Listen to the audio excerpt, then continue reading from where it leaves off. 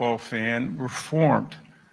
There, watching the great teams and sharing the experiences with my family and the tremendous fans of this team. A generation of fans growing up rooting for the team did not have that experience, but the next ones will. And I could not be more excited for them. That was Roger Goodell yesterday.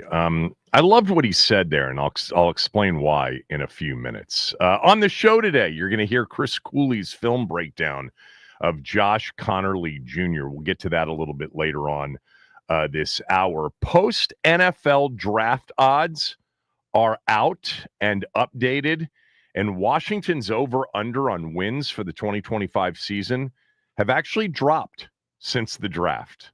I'll get to that a little bit later on in the show. The big show was yesterday to announce the deal that Mayor Bowser struck with Josh Harris and the football team to bring the team back to D.C. It was a spectacle. It was led by the mayor and Josh Harris, and yes, the NFL commissioner, Roger Goodell. It was a day that many thought would never come to fruition, and there were many reasons why many people thought it would never happen. A lot of those reasons are now history. Number one, let's face it, the former team name, whether Native Americans felt like it was an insensitive name or not, too many non-Native Americans felt that it was, and that was a hurdle to clear. But that name's been gone now for 5 years. Dan Snyder was a massive reason that no one thought the team would ever be able to strike a deal with the city. You know, part of the irony of the $6 billion sale to Dan Snyder is he actually now has the money to invest in a stadium in D.C., the $2.7 billion that the team's owners and ownership group will invest as part of the deal. Snyder was in a spot in which I don't know that he would have been able to do a deal with the city if he had to come up with the $2.7 billion if he still owned the team. Look, his overall personality and disposition was a problem to begin with.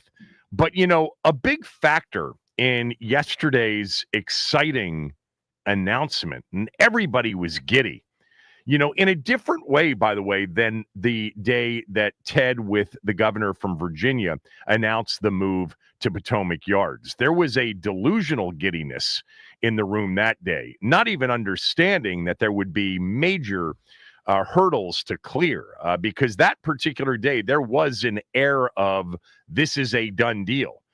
There was also an air of isn't everybody thrilled that we're going to be moving to this beautiful spot just a little bit away from D.C. in Northern Virginia, when many were very much dead set against it. Yesterday's giddiness was shared by almost everybody. Not everybody. There are constituents, there are residents of D.C. that don't want this, and there are council members that don't want this. Phil Mendelson, the chair of the D.C. Council, made some media rounds yesterday, and he doesn't seem to be all bought in. Not quite yet. It certainly sounds like he is open to the possibility of a stadium in D.C. So there are still hurdles, but man, yesterday's announcement across the board was received very favorably by fans, by the DMV in general. Returning to D.C. is always better than leaving this city. But there was another reason that this happened yesterday. The other reason is 12-5, 2 playoff wins, a high-profile NFC championship game at Philadelphia, a season that was the biggest turnaround season the NFL has seen in many years, from 4-13 with literally multiple games getting absolutely blown out by their opponents in 2023. To 12-5 and the NFC Championship game a year later with a superstar at quarterback. 12-5 and number 5 had a lot to do with the giddiness over this. It'll have a lot to do with the mayor's ability to pitch this and sell this to the people that she has to convince that this is good for the city. I'm not suggesting that this isn't, as a standalone deal, the right thing for the city, that it won't pencil out in a favorable way long term, because I believe that it will. And I'm not, anywhere near astute enough, or certainly I'm nowhere near having the kind of information that the people that cut this deal have to really know for sure. But I think sports stadiums in general are good for big cities, major cities, which we are one of them. To have a big stadium, by the way, aligned with the Capitol and the Washington Monument, those nights, and they are few and far between. Everybody understands that. This stadium isn't going to be used every day of the year. But those high-profile nights where they're playing in prime time on a Sunday night or a Monday night or a Thursday night, and you get those night shots of the stadium aligned like you used to with RFK, with the Capitol and the Monument, it is a source of pride. It is good for the city to look that way. And it's been missed for 27 years, not having a big-time sports stadium in D.C. And by the way, having a dump of a stadium 5 miles away in Landover.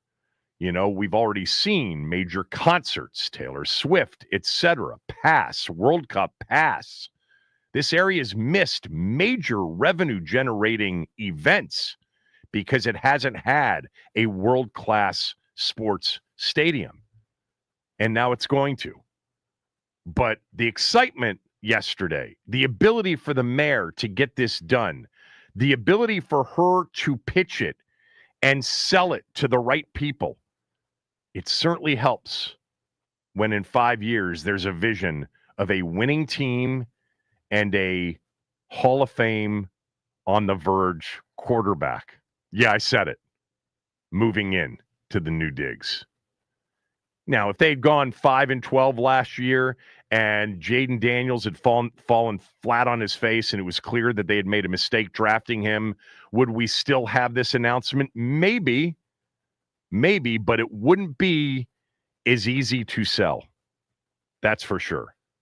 It's on the mayor now. It's on the mayor to get this done with the city council. I think she can do it. I think she's pretty persuasive. She's an excellent communicator. And there are people that she's going to have to sway. And there will, I am sure, be some horse trading between the team and the mayor and some city council members. I'm glad it's done. By the way, the quote that we came in, Roger Goodell talking about a generation that missed out on what he experienced, what I experienced, what many of you experienced of a certain age. Goodell's father, for those of you who don't know, was in Congress for many years. He was a House of Representative. He was a senator. So Roger himself, and we've heard this over the years many times, spent a lot of his youth, a lot of his formative years in D.C., and he became a fan of the team. He's spoken about that many times. He's spoken about RFK Stadium and his experience of being in that stadium on its best days many times over the years. The commissioner that he replaced, Paul Tagliabue, was also a massive Redskins fan, having, lived in Bethesda and been a season ticket holder as well. But when he gave that line about a whole generation during the Dan Snyder years, missing out on what many of us got to experience at RFK, it was a moment in which I know I mentioned it right when we came back on the air after the press conference, but I think about that all the time. I think about that lost skins generation. I have 3 grown boys, men now in their 20s, and they missed out. All those years of me, taking them to FedEx Field to see games and saying, telling them what it was like when the team was great and what it was like for the city when the team was great, and the connection and the relationships and the gatherings of people from all demographic backgrounds. The city coming to a complete halt on Sundays. And of course, the stories about the teams themselves, the 82 team and the 87 team and the 91 team, but a lot of other teams as well. And even beyond that, so many times sharing stories with them about RFK Stadium and what it was like. I mentioned yesterday somebody sent a tweet to me saying they could still feel it, they could still hear it, they could still smell it. I've said that before too. I can still right now close my eyes and be back in that stadium and smell exactly what it smelled like and feel exactly what it felt like when it shook and rocked. The anticipation for a big game, the electricity in that stadium before a Monday night game against the Cowboys. For those of you that know, I mean, think about, getting out of your car in the parking lot and walking towards that stadium, on a Monday night for a massive Cowboys-Redskins game.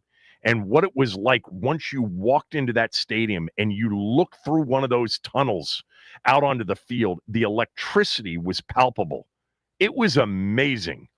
Now, winning teams you've got to win to create those moments where the game is big enough to get a crowd to behave in that way.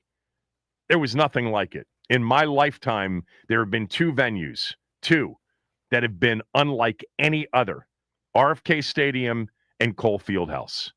Those two truly were experiences, on their best days, out of world experiences. Now it's going to be different. It's going to be different in 5 years. It's going to be as they call it, a roofed stadium, not domed.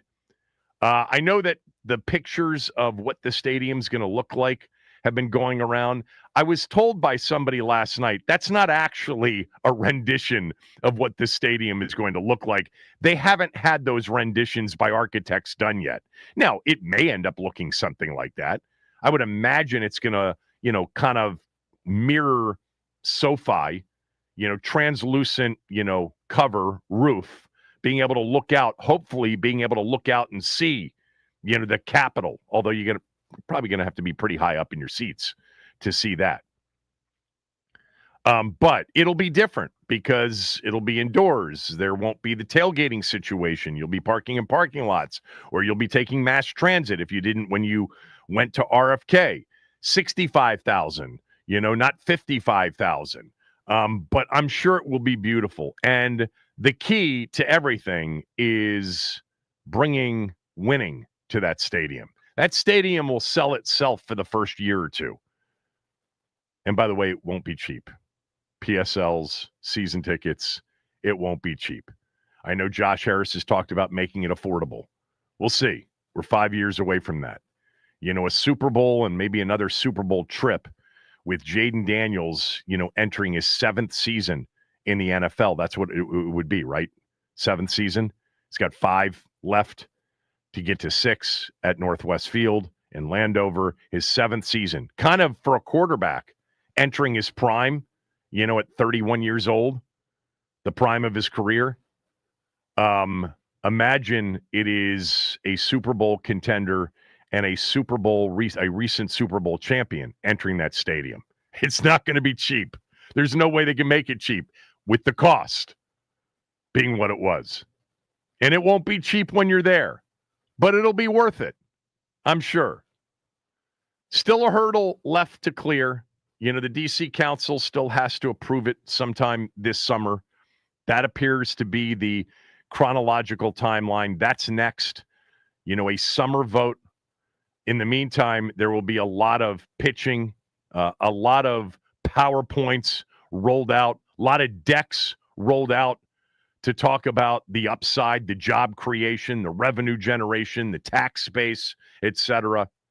This was Phil Mendelson, the chairman of the city council, yesterday. How long is this answer, Max, and him talking about the deal? This one, the first one he gives is about 40 seconds. All right, let's play that one.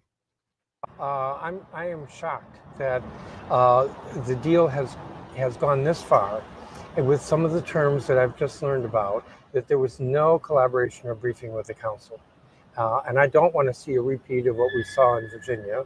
The Commanders reached out to me late last week. We didn't discuss any of the terms, and I absolutely want to have an open door with the Commanders. But trying to jam the council with a July 15th deadline when the mayor hasn't even gotten us to budget.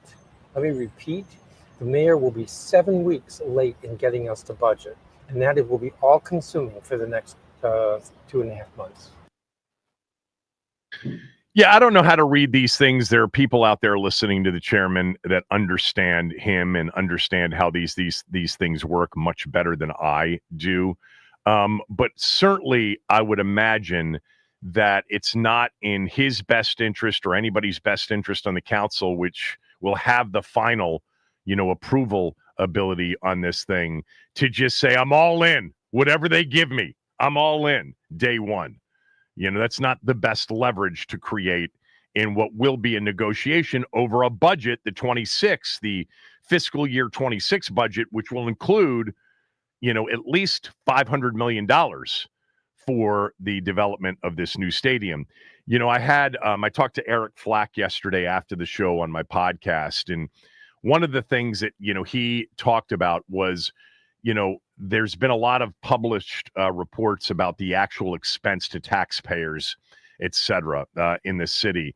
And he said, look, the bottom line is if you add it all up, it's about $1.147 billion of public investment. The team has the rest of it, but it's the $500 million for what they call horizontal construction. The vertical construction would be the actual stadium itself. $356 million for parking. That's 181 up front and 175 million from future tax revenue. $202 million for roads, utilities, a capacity study, and $89 million for a youth sportsplex that they intend on building right on the stadium property. And that's essentially what the number will be for the city and its tax, paying base. And that's what they're going to have to get the council to approve. There are currently only 12 members on the council. There are typically 13, but the Ward 8 council spot is vacant as we speak. So they need 7 out of 12, not 7 out of 13, to vote yes. Now, I think that it will pass. I don't think that yesterday was, a Ted Leonsis, governor of Virginia, and all of the people. Remember the tears that were being shed during that press conference, the emotions. I mean, it felt very final. It felt very much like it was a done deal. Why would they do that if it wasn't a done deal? But Virginia has been much more difficult to get things like stadiums built over the years. And Ted and others probably just very much misread not only public reaction, but the Virginia side of it, and whether or not they were in position to actually do what the governor was suggesting they would get done. This feels different to me. It's a city council. It's a city. It's not a massive state. Remember, that massive state of Virginia, it's not Wizards country or Caps country throughout it. There are a lot of different areas of that state. There's Roanoke, there's Richmond, there's parts of that state that probably did not want to help build a big arena for a billionaire owner. I think this is different. You're not leaving the city. You're coming back to the city. I do feel like it will get passed. I don't know anything other than yesterday seemed like a day in which they wouldn't have taken that step without a firm understanding that this was a sellable deal to the city council. But this is on Mayor Bowser, and I'm sure the team as well, to get it done. It'll be interesting. But yes, what Roger Goodell said also, the generation that missed out, they did miss out on a stadium. I get that. But what they really missed out on was having a football team mean something to the DMV like it used to. That's the bottom line, is the emotional attachment that teams create when they are winners, when they are run well, when they have good people running them, when there are memories that are shared. That sort of emotional attachment, that visceral attachment to a team ends up being a shared experience and a great thing for a city. And yeah, a generation for the most part missed out on that. Thank you, Dan.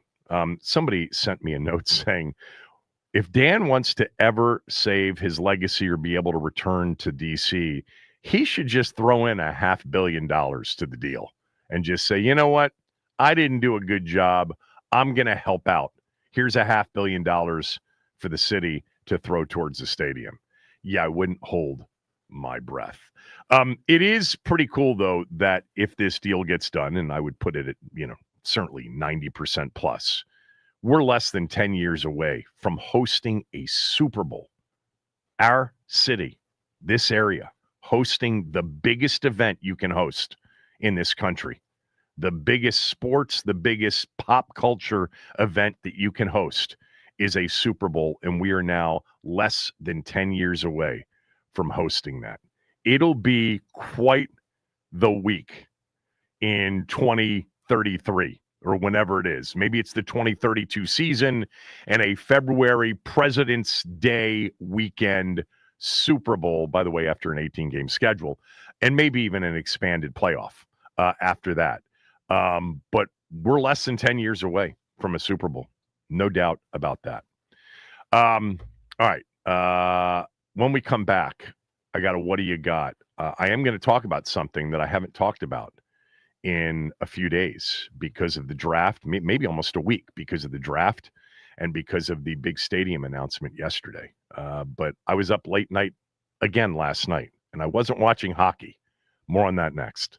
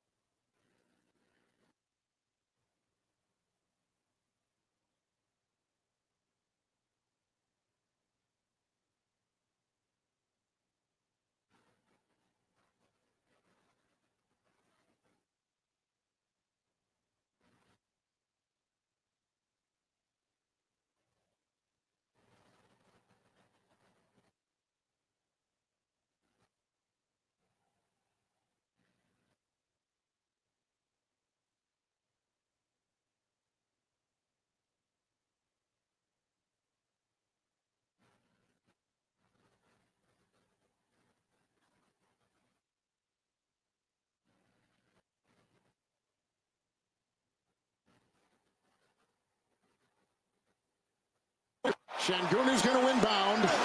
Here comes Van Vliet on the move, trying to tie. The Golden State Warriors have held on to take a 3-1 lead in the series. Kevin Harlan, last night, San Francisco was the site of Game 4 between Golden State and Houston, and this game was insane, as 3 or 4 games over the last several days have just been unbelievable watch NBA playoff games. Yeah, I'm making my pitch again. Some of you have actually reached out and said, appreciate the suggestion, watched, Knicks Pistons, great game, watch this. Some of you continue to just mock me for games like last night early when the Cavaliers beat the Heat by 55 points.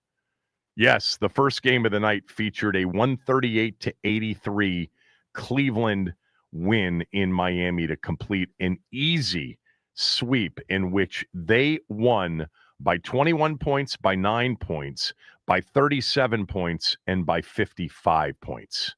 That was kind of a one-sided series. Late night last night, though, to watch Steph Curry and Draymond Green and Jimmy Butler on the same team against a young, talented team, although Van Vliet is the older veteran, and he was on fire last night, even though he missed the 3 at the buzzer that would have tied it and forced overtime. But this was old school 80s style basketball, minus the 3-point attempts, okay? Because Golden State did attempt 46 threes. But there were multiple skirmishes in the first half. There have been skirmishes and near fights in almost every game of this series between Houston and Golden State. You had a Houston team in which Sengun, their big dude, basically just backs people down, plays mid-range, plays at the rim. Dylan Brooks is tough. Van Vliet was on fire. Their star, Jalen Green, who averaged over 20 points a game, has been non-existent in this series. Basically, in 3 of the 4 games, he's been under 10 points. Steven Adams is a veteran, obviously. I don't even know how old Steven Adams is right now. He's got to be 33, 34, something like that. He's in there knocking people around. Draymond Green's getting flagrant, calls against him, getting a tech, almost got thrown out. But at the end of this thing, man, it was playoff Jimmy at his best. Jimmy Butler is one of the more interesting professional athletes, players in recent memory. He is going to be a Hall of Fame player. There is no doubt that Jimmy Butler has put together a Hall of Fame career. But he's just okay during the regular season. He essentially paces himself during a regular season and then turns into an absolute monster in the postseason. This guy was a phenomenal addition to this team. His basketball IQ, when you combine it with Draymond Green, you can think whatever you want about Draymond Green. He is an absolute maestro when it comes to understanding how to play the game. He's a hothead. He can't control his emotions. All of that I understand. But he is super smart, super high Q, and makes everybody around him better. And so does Jimmy Butler. Jimmy Butler, in playoff seasons in Miami, whether they were an 8 seed or a play-in team, it didn't matter, overachieved every single postseason. Averaged 26.9 points per game in the postseason last year, 27.4 the year before. Now in 21 he was hurt. In the bubble, averaged 22.2. This guy right now is averaging 18.3 points per game. The game they lost was the game in which he got injured in. They did win a game without him. They won game 3. But last night he was injured with a pelvic contusion, a pelvic injury. He was not moving at 100%. He had 4 points in the first half. And then with the game on the line, 23 in the second half, 14 of those coming in the fourth quarter. 7 of 12 from the floor, consistently got to the free throw line and did not miss. Made every right basketball play in 40 minutes, despite handling the ball as much as he did, not one turnover. 6 assists, 5 rebounds, and the biggest rebound of the game, which was off the Houston miss that would have given them the lead with about 5 seconds to go in the game. He's a pleasure to watch this time of year in real basketball games that are played completely differently than they are during the regular season. The hoops from over the weekend, we didn't have a chance to talk about it yesterday. So much drama, so much controversy. The Knicks-Pistons game ended on a terrible missed call. Tim Hardaway Jr. had a three-point shot at the buzzer, or with just under a second to go, down one. He got clearly fouled by Josh Hart, hip-checked. The referee standing right there, no call. And then they admit afterwards with that stupid 2-minute that they got it wrong, that they missed it. Great. What can you do? Nothing. Instead of 2-2 in the series, they're down 3-1 heading back to the Garden. Then you had this Lakers-Timberwolves game on Sunday, which was insane. J.J. Redick is the head coach of the Lakers, for those of you who don't know, in his first year of being a head coach. He did not sub in the second half. Luka Doncic, LeBron James, Rui Hachimura, Austin Reeves, and Dorian Finney-Smith played the entire second half. Not one sub. Luka was sick on Friday night. He played 46 minutes. LeBron James is 40 years old. He played 46 minutes, and they appeared to run out of gas at the end of that game. I'll say it again about Luka, and now because of the team he's on, the Lakers, it's a hard watch for anybody that's been involved in basketball going back a long way. It is ISO, stand around, watch one person work basketball at its, absolute worst. It's painful to watch. I don't think you'll ever, with Luka Doncic, win a title. He got to the championship series last year, got it. Unbelievable scorer, unbelievable playmaker, will go down as one of the all-time great shot makers and playmakers. But he gets it by pure ISO ball. 14 possessions in the game Sunday. No one but him touched the basketball. LeBron was great in the game, but had a foul at the end and had a turnover at the end that hurt him. Minnesota's Anthony Edwards is, right now you could argue one of the top 2 or 3 players in the game. He went for 43 points to take a 3-1 series lead. And then Saturday, boy, the Nuggets-Clippers game was amazing. The Jokic performance, 36 points, 21 rebounds, 8 assists. He was incredible in the fourth quarter, as was Kawhi Leonard, who just shut everybody down defensively, ended up scoring 24 in the game.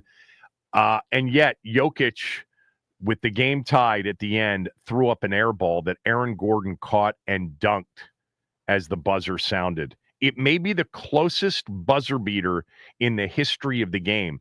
It's still sort of undetermined by replay as to whether or not the horn went off, the backboard lit up before the ball had exited his fingertips. He dunked it at the buzzer. It doesn't matter if the ball's already halfway through the hoop. It matters if his hands are touching it. If any part of a fingernail is on the ball when the horn goes off, it's no good. It was so close. NBA playoffs have been great, and tonight you get 4 games. Not all of them are great, okay? Bucks are about to go out to the Pacers in 5 games. The Celtics are about to finish off the Magic in 5 games. But Pistons, Knicks, game 5, even with the Knicks leading 3-1, is a good game. And then late night, and you're going to have to stay up late, and I will be, for Clippers Nuggets game 5 back in Denver in a 2-2 series. The Clippers, as the road team, are favored tonight. That reeks. I think the Clippers win game 5. Would not shock me to see Kawhi go for 40 plus. He went for 39 in game 2 when they needed to get the split on the road. His road playoff performances are more legendary over the course of his career than his home playoff performances. The NBA playoffs have been phenomenal. I love announcements like yesterday. I love the NFL draft. The games this time of year in hockey and in the NBA are the most meaningful of the season, and they're awesome to watch. All right, when we come back, some NFL draft talk. Kevin Sheehan Show, the Team 980 and the team980.com.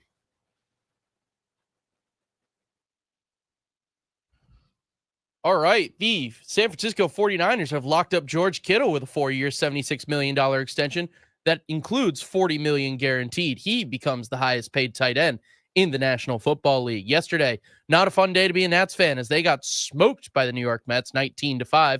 Brandon Nimmo went 4 for 6 with 2 home runs, including a grand slam, totaling 9 RBI. And Trevor Williams pitched 5.1 innings, earned 5 Ks, and gave up 5 earned runs in the start. Speaking of smoked, the Cleveland Cavaliers completed their sweep of the Miami Heat, 138-83, a 55-point loss for Miami. That marks the 4th largest playoff loss in NBA history. On the other side, the Golden State Warriors take a 3-1 lead over the Houston Rockets, 109-106. Jimmy Butler leads the Warriors in scoring with 27 points, including the final free throws to close out the contest. This update is sponsored by the Team 980 YouTube page. Just open the app, type in the Team 980, and hit subscribe. Kevin Sheehan is live from 10 to 1 and Craig Hoffman from 4 to 7.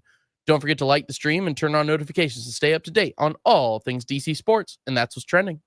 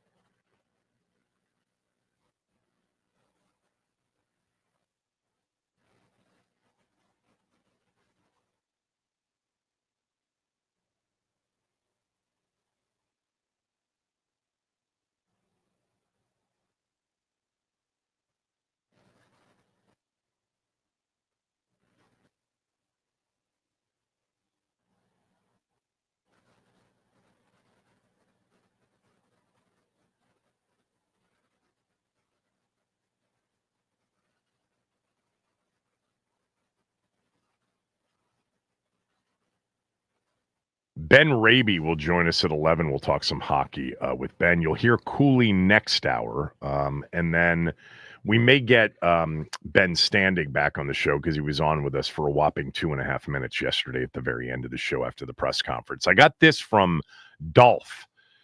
Dolph wrote, Kevin. Oh, first of all, the subject, because this was an email. Commanders draft, tragically bad media. Kevin, the Commanders had a solid draft, but the talk shows and pundits were simply awful. Everyone said they had to take an edge in a draft deep with edge rushers. Wrong. Nobody I listened to, you, John Kime, Ben Standing, Nikki, got any of the names right. Weeks, if not months of work and lots of, they really like this guy and that guy. It was all wrong. I know the excuse. This was an unpredictable draft, but the magnitude of the miss by the media and pundits was epic. Perhaps some humility is in order, and maybe an apology. Thank you, Dolph.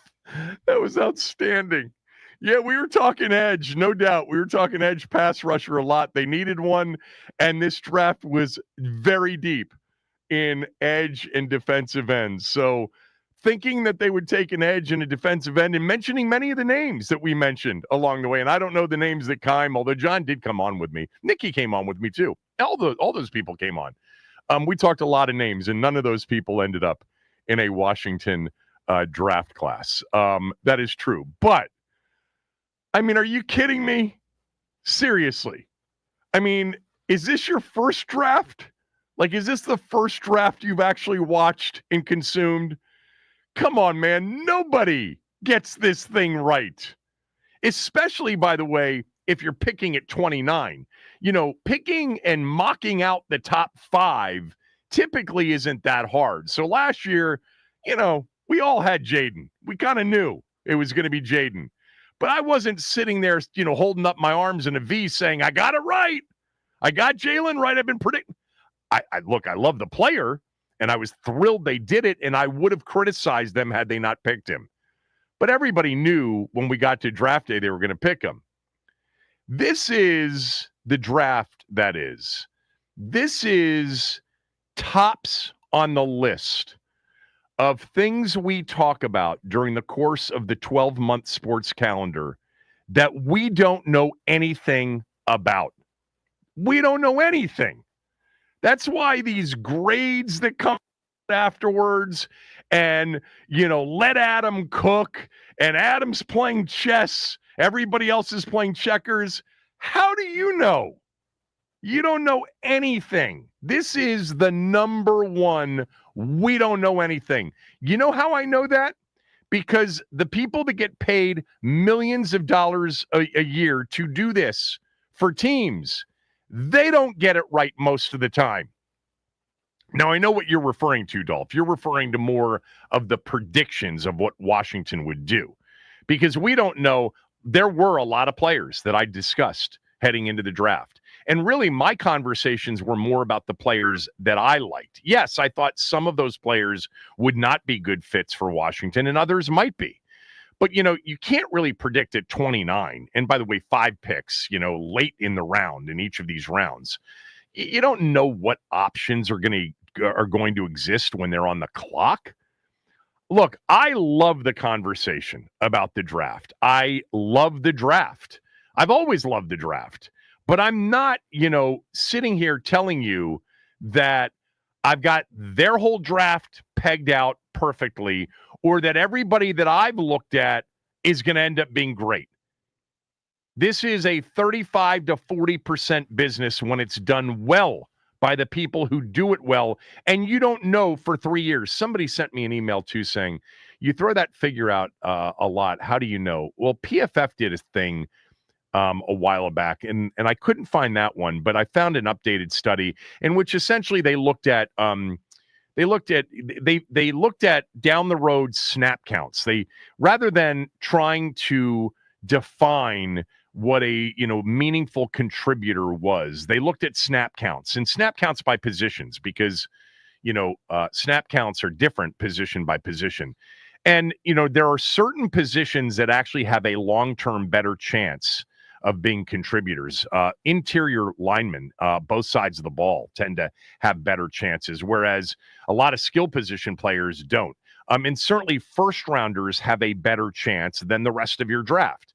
Like right now, the average since the fifth-year option went into place, which was 2011, and really we only have the data of 2011 through 2021, because you have to wait a few years before you know whether or not teams picking up the options by, I think May 1st is the deadline. I think this week is the deadline for fifth-year options, but it's the fifth-year option on players who were drafted in 2022.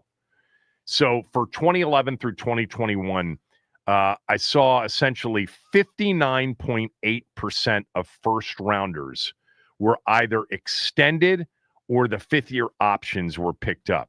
Now, the fifth-year options being picked up did not necessarily mean that the player was a good player or had contributed a lot.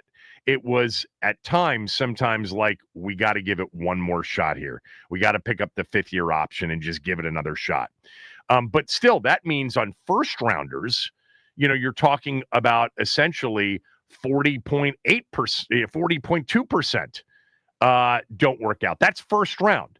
So yes, for a 7-round draft, if 3 years down the road, by position, that player that you picked is contributing a certain number of snaps, which PFF defined as, that defines a successful pick, and you're hitting at basically anywhere higher than like 37%, you've had a successful draft. So yeah, it's Dolph, I love the email because it made me laugh out loud, but at the same time, I'm not about to give you an apology, because in the process, I think there's been humility. The humility is, hey, we don't know what we're talking about. I don't know what I'm talking about, but we're going to have the conversation anyway, because this is such a massive event, the draft. And the draft does end up being a big part of a foundation of a team moving forward, whether it's one draft, typically not, or a combination of like 3 drafts where, if you get a chance to pick, let's just say 24 players over a 3-year period, can you hit on somewhere around 10 of those 24? If you do, in 3 years, you've got 10 significant contributing members. It's the foundation for something. But it's too hard, man. Nobody gets this right. I'm not sitting here auditing anybody else either, because I know, all due respect to people that, are putting out mock drafts and people who are talking about the draft in the same way I do. I know that they're not going to get most things right. Now, with respect to your specific criticism about an edge, a defensive end, yeah, I'm surprised they didn't take one. I am. But you have to take that and say, well, what is it that they see about their current roster that allowed them to be comfortable not taking a defensive end edge in a draft that most thought was loaded with them? It's very possible that every time they were on the clock, there was a player that was the best player available, and that player was just much better than the defensive edge player, end edge player that they liked. And then that player ended up getting picked. I actually think that's the way they do draft. I think we've seen that now for 2 years. They really are a best player available on their board team. And you could make the case going into this draft that other than quarterback and just a guy that you were going to play at left tackle, because they weren't going to draft a guy that was going to play at left tackle because of what they traded to get Tunsil, that everything else was in play. And we did talk about that. Everything else was in play. If the best player available on their board is an offensive lineman at 29, they're going to take that player. And guess what? They did. If the best player available on their board at 61 in the second round is a corner, and that player is better than the defensive end edge that's on the board, they're going to take the corner. I can't tell you how close they were to drafting a defensive end or an edge. I do think that had Josh Connerly not been had been drafted, excuse me, before 29 in the first round, I think that there was a possibility in Ezaraku from Boston College would have been the pick, or they would have traded back and potentially gotten him in the second round and picked up an additional pick. Because I do believe Adam Peters at his word that there were offers to move back. But Connerly Jr. was clearly the best player on their board, and they picked him. Ezaraku, for those of you that didn't follow, went in the second round, 12th pick of the second round, to the Cowboys, who many people are saying the Cowboys had a great draft. Okay, maybe. I don't know. If you want to evaluate a draft and you want to do it solely based on a consensus of the projections of where the player was supposed to be picked, I'm fine with that. But even that's dangerous, especially in a draft like this year's draft, where you had a slug of players, call it 40 to 60 players that basically were thought to be anywhere from mid-first to mid-third. So that's really hard. Like, I think Washington selecting Trey Amos in the second round and at the end of the second round looks like great value based on where he was projected to go. So if you want to say they got tremendous value with Amos in the second round, they got tremendous value with Kane Medrano from UCLA in the sixth round, if you want to evaluate the draft that way, but evaluating the draft based on the player's ability at the next level, the fit, the opportunity, the player, the scheme, etc. I mean, go for it. I mean, the Cowboys drafted Tyler Booker, 12 overall. That was a player that a lot of teams liked. I think Washington liked Tyler Booker a lot. But then again, Dolph, if Tyler Booker had been on the board and they selected Connerly Jr., would have looked terrible. But there were a few things that I'm sure others, kind of learned a little bit. This group is much more tight-lipped than previous groups. There were, previous groups, not just the Allen group necessarily, but even the Rivera group, that there was more information. This group is tight-lipped. I love that about them because I think it's smart. But the Cowboys drafted, Booker, Ezaraku, and Ravel Jr. in the first three rounds, and all three of those guys had been mocked in the first round. They got Jaden Blue, the running back from Texas, in the fifth round. He had been mocked as high as the second round. So, if you want to base it off that, that's fine. But it's a hard thing, man, the draft. It's fun, but I think the constant reminder to myself and to those of you listening that we don't know anything about anything, but it's not going to stop us from having these conversations. It's not going to stop me from doing draft prep work and telling you who I like based on watching them as college football players or watching their, tape, not as an expert, and reading about the players and their overall, intangibles or lack thereof, etc. And let me just mention again, my favorite pick in Washington's draft, and I acknowledge going in that there's just as much chance he'll get cut as he will end up becoming a significant player for this franchise.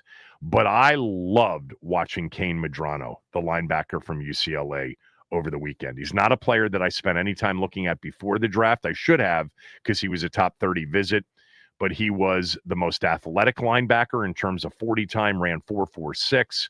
He vertical jumped 38 inches, and there is just a Micah Hyde, Andrew Van Ginkel kind of anticipation, ability, and feel for the game that he has in watching him that I was blown away by watching him. In fact, if I didn't say this yesterday, I know I said it on my podcast, but at 6'3", 222, he's a bit undersized to play linebacker.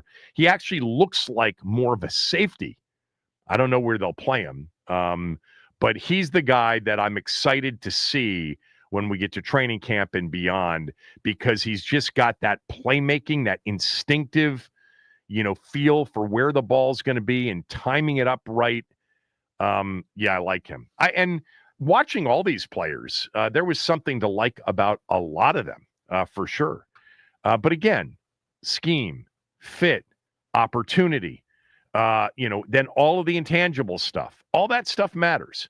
The one thing I feel good about with this group is I feel like, they are picking players that are athletic. They've added some team speed in this draft, which I thought they needed to do. And they're not adding knuckleheads. They have steered clear of knuckleheads. At this point, they have. That reminds me, we will do a Shadur Sanders discussion a little bit later on in the show. We'll talk some Caps next with Ben Raby. It's the Kevin Sheehan Show on the Team 980, the team980.com. We're also free and live on the Odyssey app. And if you download that app, you can simply open up the Team 980 YouTube page, although you don't need the app to do that. Go to the Team 980 YouTube page. And we're streaming live there every day from 10 to 1. Craig does the same thing from 4 to 7. Don't forget to like the stream and subscribe to the stream. That helps us out a lot if you can do that. Caps Talk next.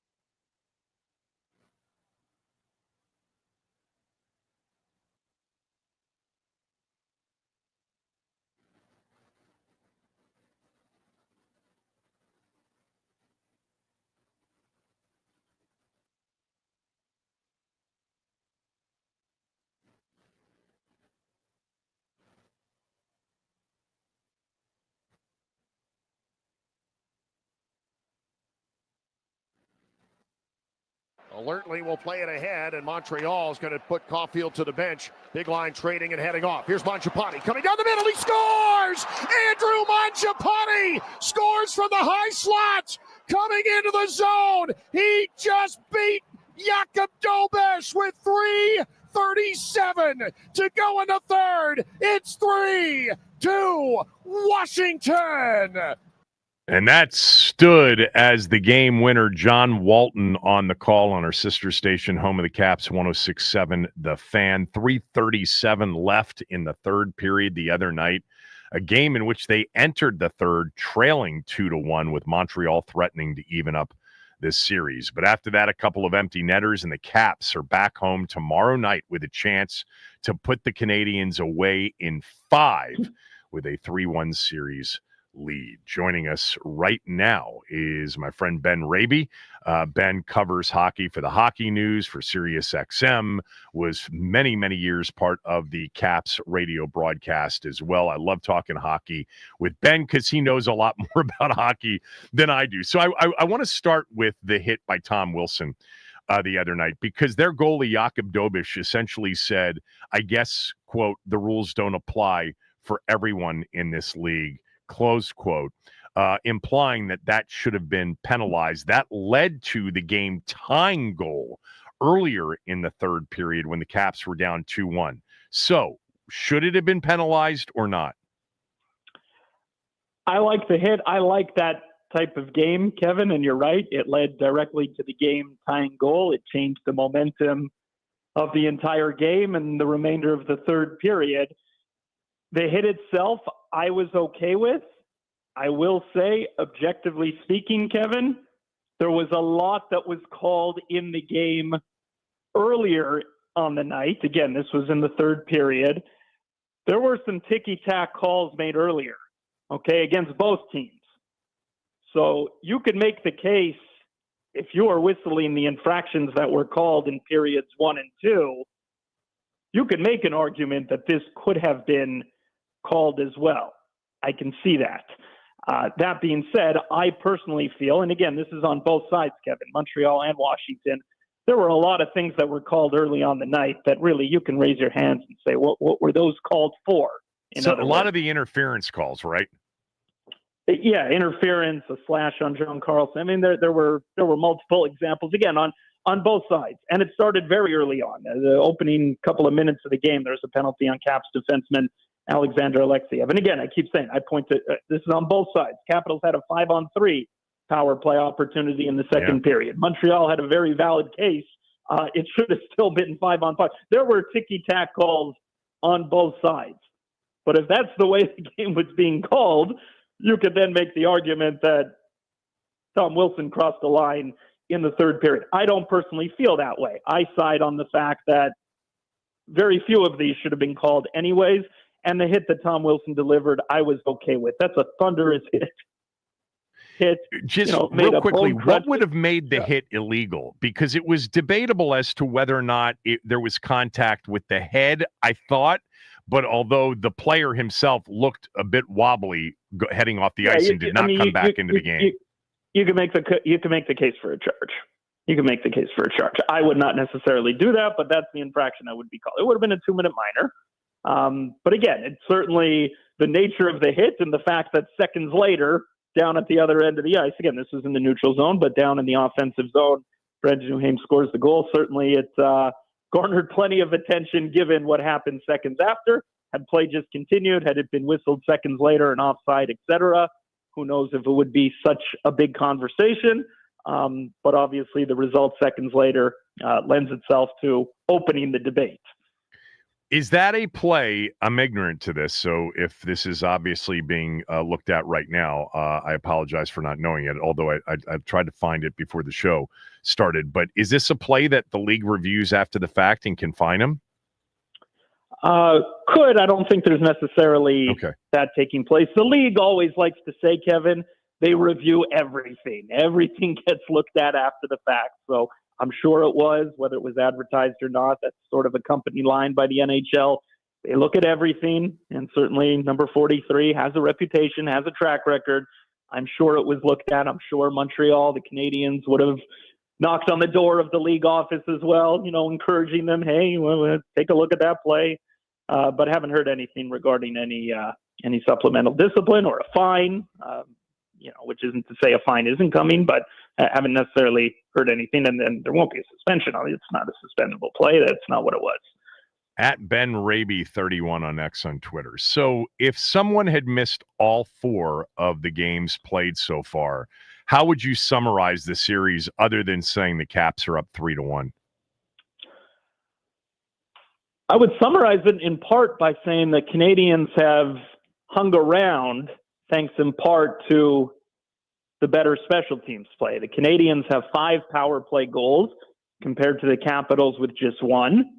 Conversely, at 5-on-5, even strength, especially the other night in Game 4, the Capitals have been the much superior team at even strength, where, again, obviously the majority of the game is spent. But you could credit the Montreal Canadiens. They've been able to hang around. They've scored some timely goals. Their Game 3 win on Friday night, when there was so much energy at the Bell Center in Montreal, they took advantage of their special teams opportunities, and the Capitals less so. And I, again, point to the fact that on Sunday night in Game 4, Capitals had this golden opportunity in the second period, trailing 2-1. Yeah. They had north of a minute of a 2-man advantage, and they could not convert. And I will say, credit to the Capitals that despite that, they were able to regroup and come out in the third period and eventually rally and take the lead, and they went on to win the game. But part of the storyline in this series so far has been the Capitals' much, much stronger play at 5-on-5, Capitals hanging around on special teams. And I say that to say this, Kevin, the Capitals with only 1 power play goal through 4 games. That's due to change at some point. Whether that's Game 5, whether that's moving forward later in the playoffs. It's a power play unit which, should be clicking at better than 10%. They're 1 for 10 so far on the man advantage, the Capitals. Yeah. So why are they 1 for 10? Just having a tough time finding the back of the net. They've had sustained pressure. They've had zone time, etc. I can't tell you exactly why it's not going in, but there are indications. It's not as if that they're running around the whole power play. They've had sustained zone time.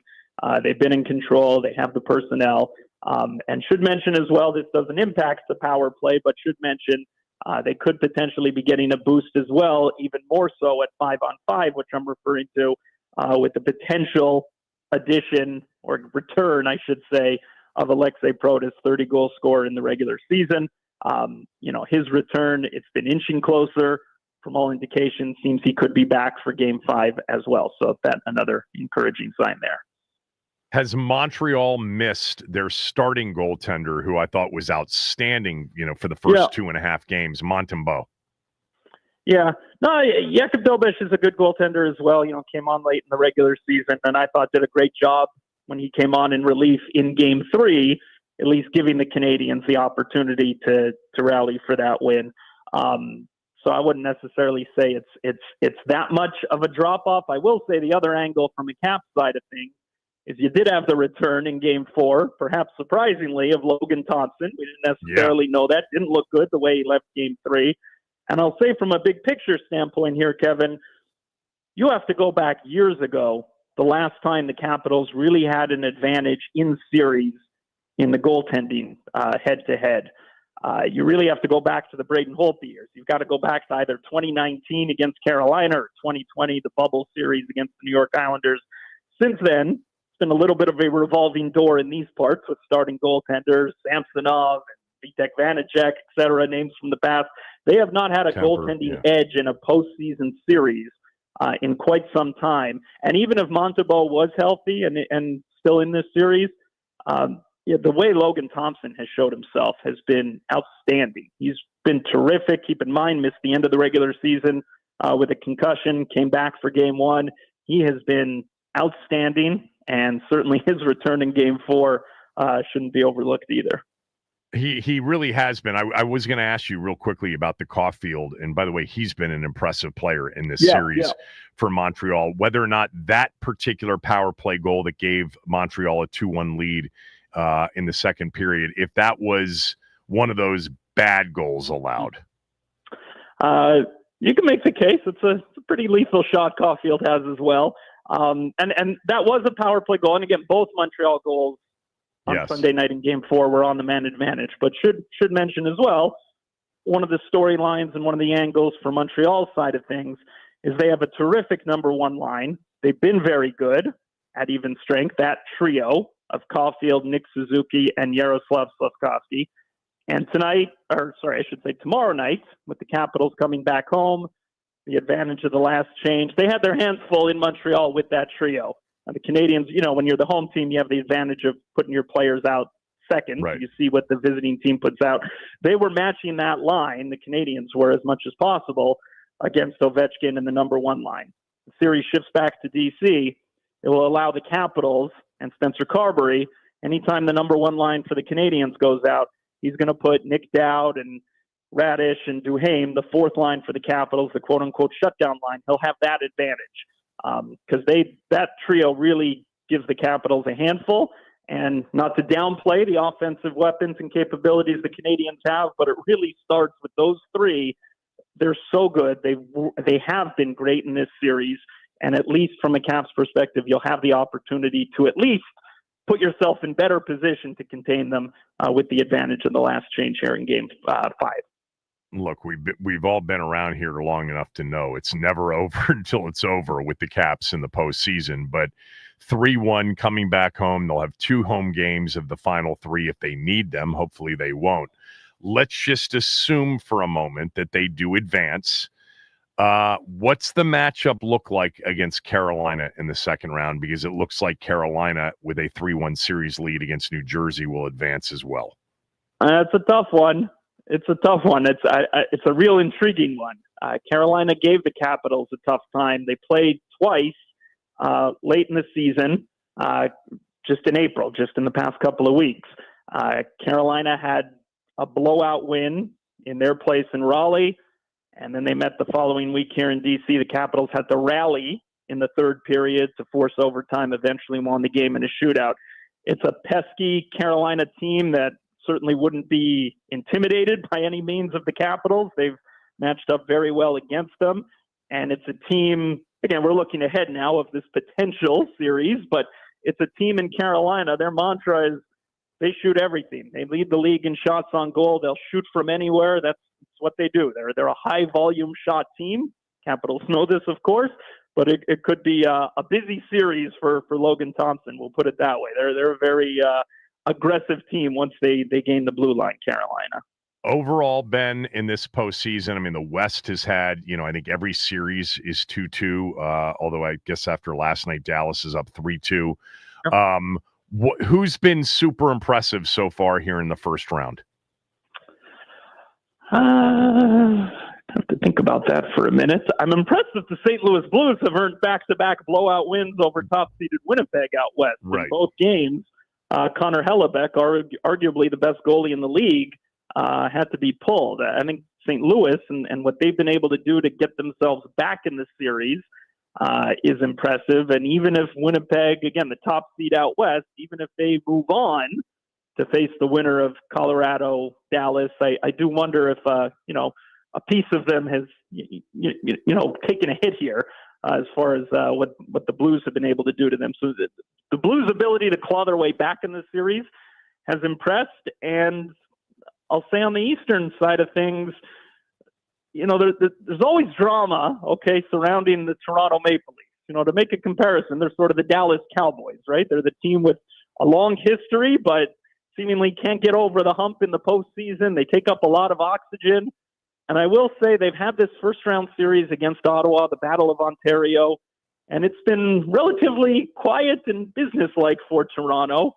And as they seek an elusive, deep postseason run, which, again, has eluded them for decades, I do wonder if for that core, that's maybe a good thing. They could win that series as soon as tonight, Game 5 back in Toronto. Looking ahead, if they are, again, to have that elusive, deep postseason run, this relatively quiet, business-like first-round series maybe will do them some good. All right, last one, because I know you're very familiar with the Bell Center and with Montreal and their fan base. I mean, just watching it on TV the other night, and I actually flipped back and forth to get the TBS and the Monumental, because Monumental actually, I think, pipes in the crowd noise a little bit better than TBS did. But that was just watching on TV Friday night and for moments during the game on Sunday night. Is that the best home environment in hockey? I think so. I mean, I'm biased maybe, or recency bias. Obviously we saw what they showed over the weekend and going back to last Friday, but it's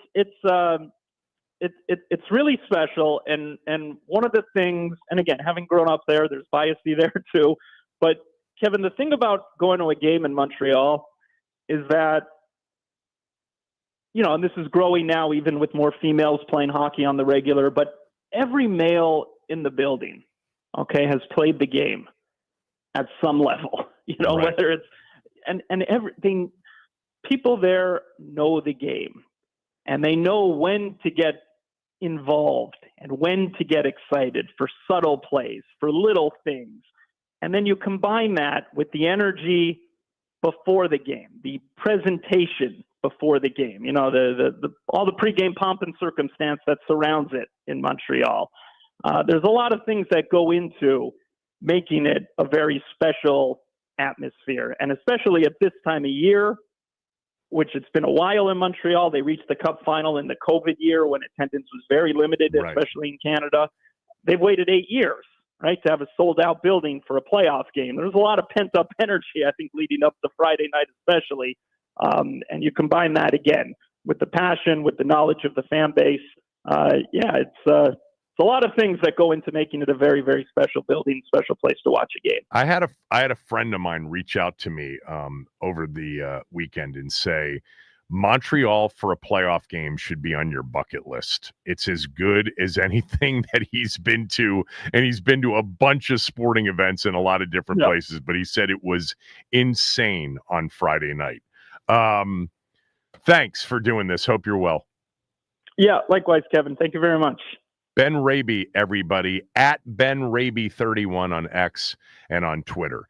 Next, Chris Cooley's film breakdown of Josh Connerly Jr.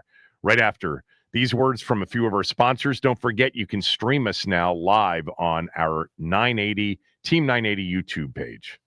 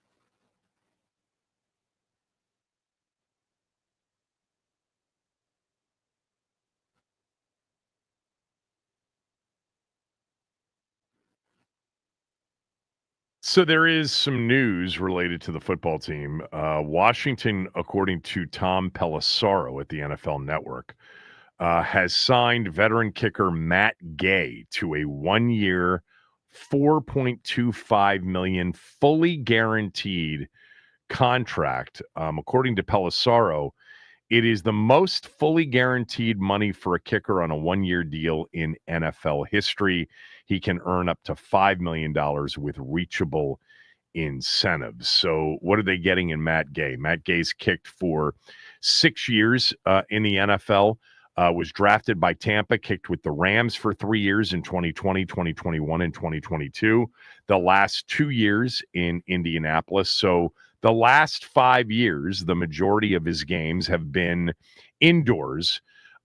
He has been very good on PATs after his rookie year. He's missed just 4 total extra points in 5 seasons over his career. He's got a big leg. He's connected on 58-yarders twice in his career.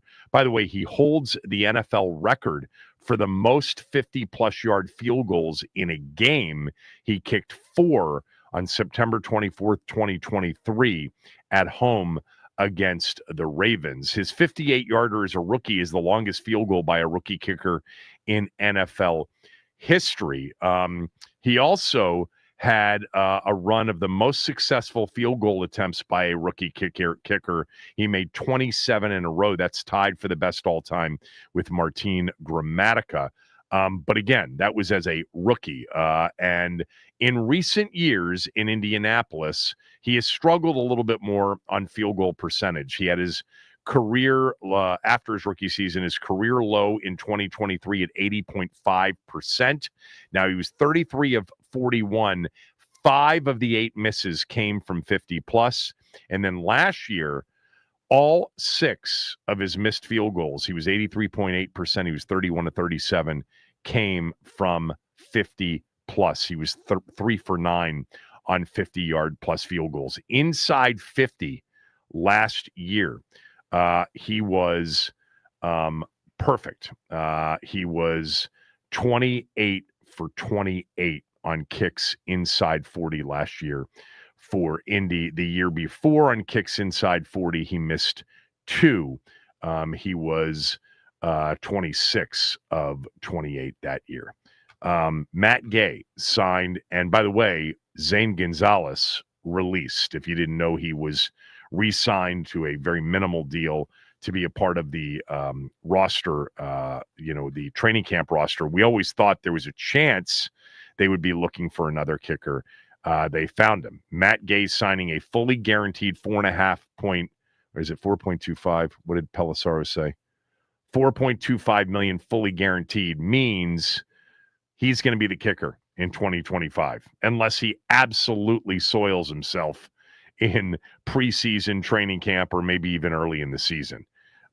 Matt Gay is your new Washington kicker. All right. Cooley joined me on Friday after the draft. Joined me Friday afternoon. I put him to work. He spent some time looking at Josh Connerly Jr., watched a lot of tape. I'm not even sure when I reached him that he even knew the draft had happened. But I said, will you get on your computer and watch, 30 to 60 minutes of some Josh Connerly and tell us what you think. So that's what he did, and here was his film breakdown of Washington's first-round pick. I really like Josh Connerly. I think he's big time. I think it's really interesting what they do with him, and I'm sure that they have a plan. As I understand, you take whatever you think is best available, but you don't take a left tackle if you just acquired a left tackle. So I'm assuming he's the right tackle for him. Right. But the kid is huge. I mean, he's 6'5", 310. He's unbelievably athletic, and it shows when you watch him on film, but he runs a 5.0 40 pretty much, 34.5-inch vert. That's big vert for an offensive lineman. 34.5? Yeah. For a 310-pound man? Athletic. That's huge. So he's an athlete, and you would assume somebody that's an athlete like that should be able to flip sides. It really isn't. I just can't. I understand it's a big deal. But as somebody that flips sides every other play, I don't quite understand why it's such a big deal. If you're an athlete, go play on the other side. It shouldn't be that tough. So he's an incredible athlete.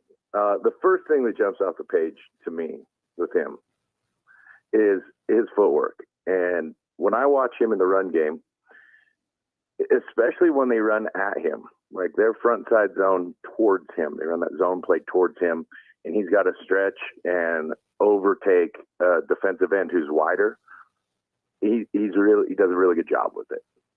He can push out with width, continue to get good inside arm punch, and extend the hole so the back has a cut lane. You're not, when you're doing that as a tackle outside, the back's almost never going to get outside of you. So your job is to stretch the defensive end as wide as possible so there's a cutback inside of that or all the way back. And I think when you watch Connolly, he does a phenomenal job of this. And the biggest start is his feet. He is athletic. He's very quick. He can move incredibly well, but his feet get him going. He doesn't take false steps. He doesn't take missteps. He's technically sound in his footwork. And I was really impressed with that. It's the exact same for him on the backside of run plays when he's got to cut off a defensive tackle inside of him. I think he does an exceptional job going the other way, away from him, which is to his right. So if you're evaluating, can the guy step and move to his right? Yeah. So he could block open zone on the right side, in theory, right? Good footwork to the right, good footwork to the left. Should be able to block on the right side or the left side. Just consider the new backside, the front side. I think he does a really good job on angles with the run plays away. He understands the angle of attack where you have to get to a guy. And some guys really struggle with that. You take too sharp of an angle and then you're trying to square up to get in front of somebody and all of a sudden they're across your face and in front of you on the other side. I think he has a good understanding of angles. Probably a stud in geometry, man. Not my best subject, by the way. I was a good math student. Not geometry wasn't my thing. I bet it was your thing. I bet you were good at geometry. I don't remember. Like 13, we had geometry. Yeah. It's been a while. All right. What else? All right. He's good with Pass angles. game. He likes a quick set, like a jump set against a lot of speed pass rushers. And in that, you envision an offensive lineman in a drop back doing that big kick backward step. That's hilarious if somebody that doesn't know football tries to do in a bar. Right. But that big one kick your outside foot back far, slide your inside foot. And we'll get to that, but he likes to get hands on guys quick. And I'm impressed with this quite a bit because he has the ability to then run with speed rushers. So he'll get hands on. And a lot of times when you get hands on like that, they get to the edge a little bit. You've created a short pocket. And if they're able to get around the backside edge, then you're in trouble. But he's able to open up and run with those guys. He has good mirror skills. He can mirror a pass rusher up to 7, 8, 9 yards and create that deeper pocket, giving the quarterback an opportunity to step up in the pocket. That to me, I think that with some of the frontside run game stuff and his ability to quick set is pretty awesome. That's a first round guy that can do that stuff. The athleticism to be able to accomplish those things are a third of the tackles in the league, half the tackles at best in the league can functionally quick set and run with guys and open side stretches zone. He does them both well.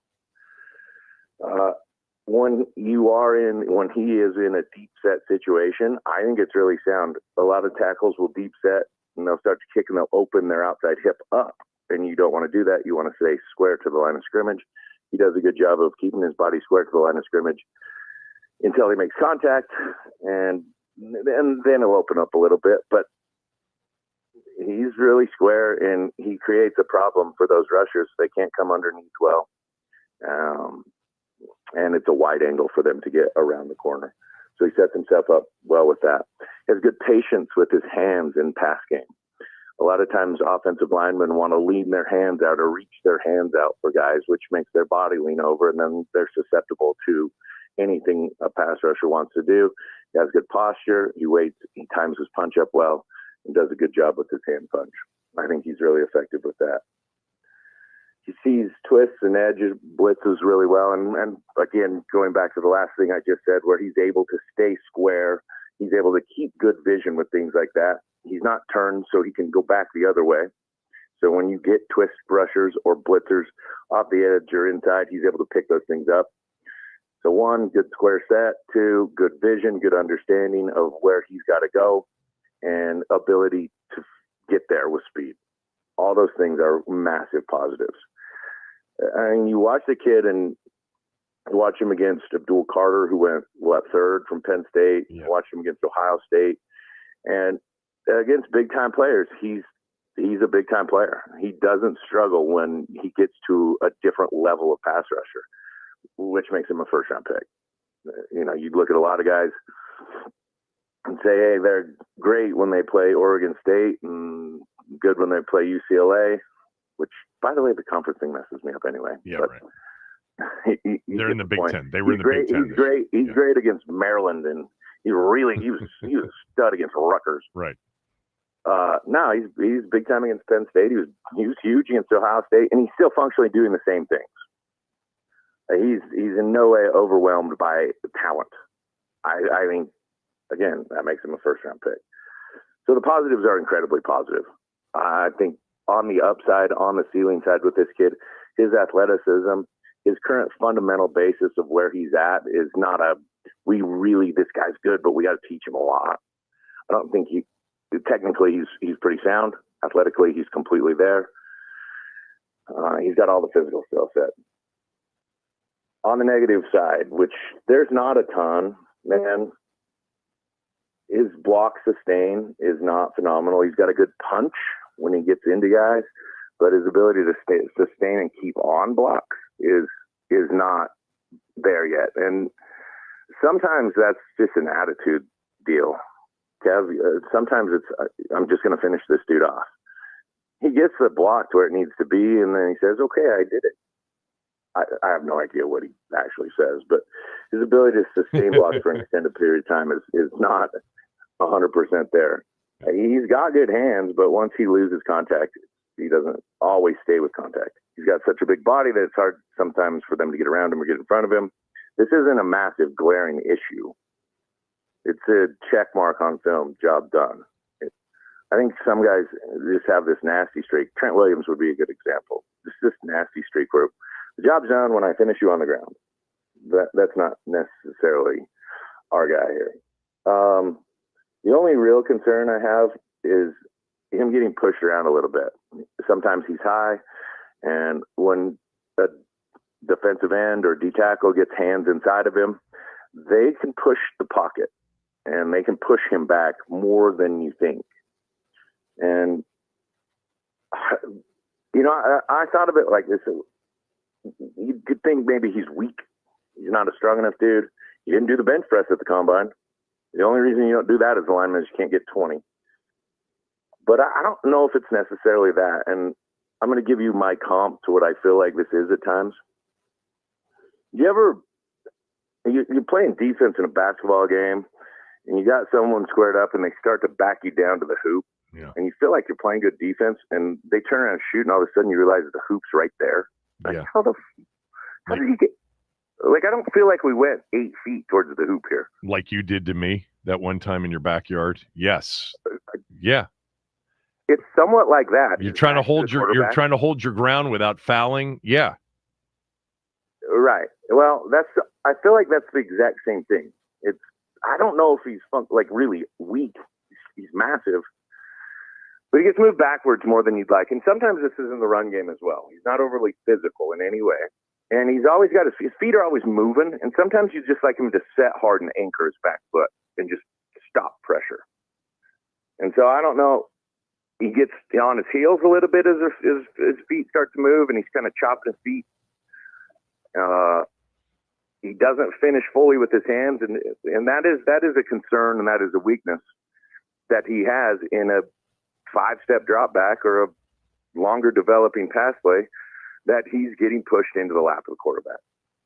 It's something that he will need to work on, is his ability to sustain direct bull rush in the pass game and keep his chest down in the run game and keep his hat down. So he's moving forward instead of getting pushed backwards into gaps. Last couple things. I think this goes hand in hand with this. I think he could just use his hips better when he punches. A lot of times he's got a little bit of forward lead, like think about his ass kind of bent outwards and he's punching his hands. Man, if he'd bring his ass and hips forward as he punches, I think he'd be a lot more effective with his punch. I don't love his ability to get up to linebackers and second level players. And I think this is also something that can be taught and learned. And this is also maybe something that is taught at Oregon. He's always in that weird, like, shuffle step. It's like a duck walk almost. Like you wipe your feet and you just chop your feet. I saw what you did there, the duck walk at Oregon. Yeah, you kind of just – yeah, that is funny. Yeah, sometimes when you come off a first level block in double team situations, you got to go up to backers in the second level. You just open up and run. I mean, it's not a full dead sprint, but you got to open up your stride a little bit and attack that angle. So I said he's really good on angles on the front level, right at the line of scrimmage. I don't think he's phenomenal getting up to backers. Again, this could be the way they're coaching him in the run game. Last thing, at times he'll get confident on his quick sets and he'll overset. It's not his deep sets. It's that quick jump on him. Jump quick, get your hands on him. He has a tendency at times to jump a little bit wider. And in those situations, that's where he gets that up and then under rush. And he can give up some up and under rush and get beat in those situations. So that's an easily fixable, coachable thing. It's just the track of where you're jump setting. I think the positives glaringly outweigh any negatives. I think all these negatives are incredibly minimal. You work on whatever it takes to not get pushed back the way he does, and the rest of them are easily teachable things. And to me, he's an outstanding athlete with an unbelievable upside. It's an athletic tackle that they're getting. And, you know, in the Tunsil situation, you think about it, he can move back to left tackle if anything happens with Tunsil. He can move back to left tackle in 2 or 3 years. I think the kid can play everywhere. I don't think he's a guard. Okay, I was going to ask you about that. I don't necessarily see him as an interior player. And in part, I think his skill set on the edge is too valuable to end up using him on the inside. Got it. Combine that with the fact that he's able to get bold a little bit. I like my inside guys to be a little bit stouter. I think he remains outside. I would expect that he would play right tackle. Who knows? You never know what happens when they get into practice and what need ends up being. But I think the goal would probably be to have him outside. All right. A couple of quick questions for you, and then I'll let you run. I appreciate this, as you know. So Cliff Kingsbury put a note on Adam Peters' desk, apparently saying, "Oregon tackle, please," meaning he really wanted Josh Connerly to be the pick. Kingsbury has a lot of quick game, a lot of screens, traditional screens, bubble screens, etc. I'm assuming that Kingsbury really liked Connerly Jr. because of the athleticism and because this guy's going to be phenomenal in space and in their pass game, their line of scrimmage pass game in particular. Yeah, he can run. He can absolutely run. And I don't see any real concern with – I see a lot of positives in that. But again, he's going to have to open up and run. Screens are a little bit different than second-level blocks, though. You have to run. Yeah, I think he could be big time in the screen game. All right. One last thing that I want to ask you or just get clarity on. This team struggled to run the football, especially with running backs down the stretch. And I want to find out from you, based on something you said, what you really believe about Connerly Jr. as a run blocker, because you suggested that maybe he's not, super strong, that he, struggles getting to second levels, to double teams. Is that from you sort of a way of saying or implying that you don't think that his strength anyway is as a run blocker? No, I don't agree with that. Sorry, I'm sorry. I think he's an outstanding run blocker on the first level. And I think in one-on-one situations, he can do a tremendous job in the run game. I actually see him as an incredibly effective run blocker. Okay. I think that you could improve by him getting to the second level, but in that aspect, I think some of that's a coachable situation for him. No, I think it's a big time. Dude, I love the pick. I mean, you get Jaden Daniels, and you see exactly what he is through the year. You got to go protect it, dude. You got to give him an opportunity to stay safe. Yeah. Man, they went out and did it. And look, whatever other need you have, this is the one thing that you have. The quarterback is the one thing that you have to have, and you have to protect, and you have to continue to play for an extended period of time. Franchise guy has got to be your guy, and as a young player, protect him.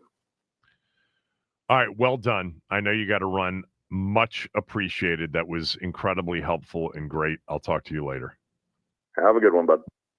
That was Chris Cooley from the other day breaking down Josh Connerly Jr. I'll try to get him to do Amos and a few of the other guys as well over the next few weeks. Ben Standig will join us at 12. When we come back, Washington's over-under number on wins for 2025 dropped after the draft. I'll tell you what it dropped to when we come back. Kevin Sheehan Show, the Team 980 and the Team980.com. All right, the Washington Commanders are releasing Zane Gonzalez and signing kicker Matt Gay from the Indianapolis Colts. Gay will receive $4.25 fully guaranteed on a one-year deal. The 49ers have locked up George Kittle with a 4-year, $76 million extension that includes $40 million guaranteed. He becomes the highest paid tight end in the National Football League. Not a fun day to be a Nats fan yesterday as they got smoked by the New York Mets 19-5. Brandon Nimmo with four of 6 with 2 home runs, including a grand slam, 9 total RBIs. Trevor Williams pitched 5.1 innings, earning 5 Ks and giving up 5 earned runs. The Nats will take on the Phillies at 6:45 on 106.7 The Fan. The Caps look to close out their series versus Montreal tomorrow from Capital One Arena. Alex Ovechkin was not on the ice at practice this morning. No worries there. The team has called it a maintenance day. Alexei Protas, though, looks to be a full go at practice this morning. He will likely join the lineup tomorrow. Spencer Carberry declined to give any specifics. This update is sponsored by the Team 980 YouTube page. Just open the app, type in the Team 980 and hit subscribe. Kevin Sheehan is live from 10 to 1 and Craig Hoffman from 4 to 7. Don't forget to like the stream and turn on notifications to stay up to date on all things DC sports. And that's what's trending.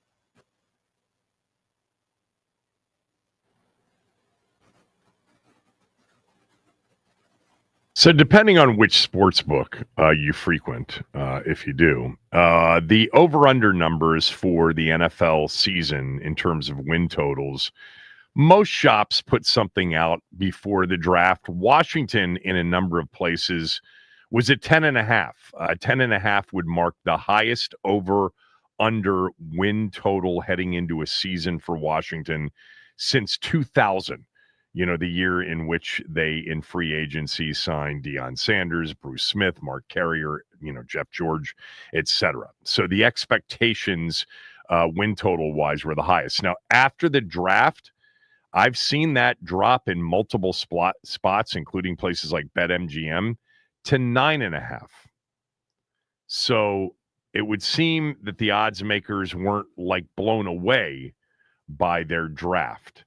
I have a hard time believing that a team that picks at 29 with 5 overall picks, that wasn't factored into the number before the draft. This wasn't a team that had, number 6 and ended up picking a player that nobody thought they should pick.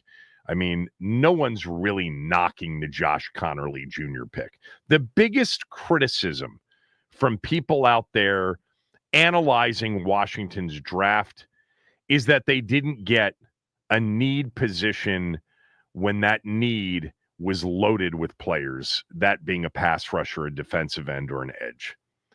I think more likely than not, the reason the number dropped from 10.5 to 9.5 in a couple of spots. Now, it was 9.5 in certain spots to begin with, but it has dropped in a number of spots from 10.5 to 9.5. I think it might have to do with the rest of the division. The rest of the division, according to the experts, again, I don't put much stock into draft grades. I just don't think they hold up very well 3 years down the road. But people love Dallas's draft. I think a lot of people thought the Giant draft was pretty damn good. The Giants, were able to draft Abdul Carter. They came back into the first round and got maybe their future quarterback. I would question that in Jackson Dart. They drafted Cam Skattebo, the running back from Arizona State, in the 4th round.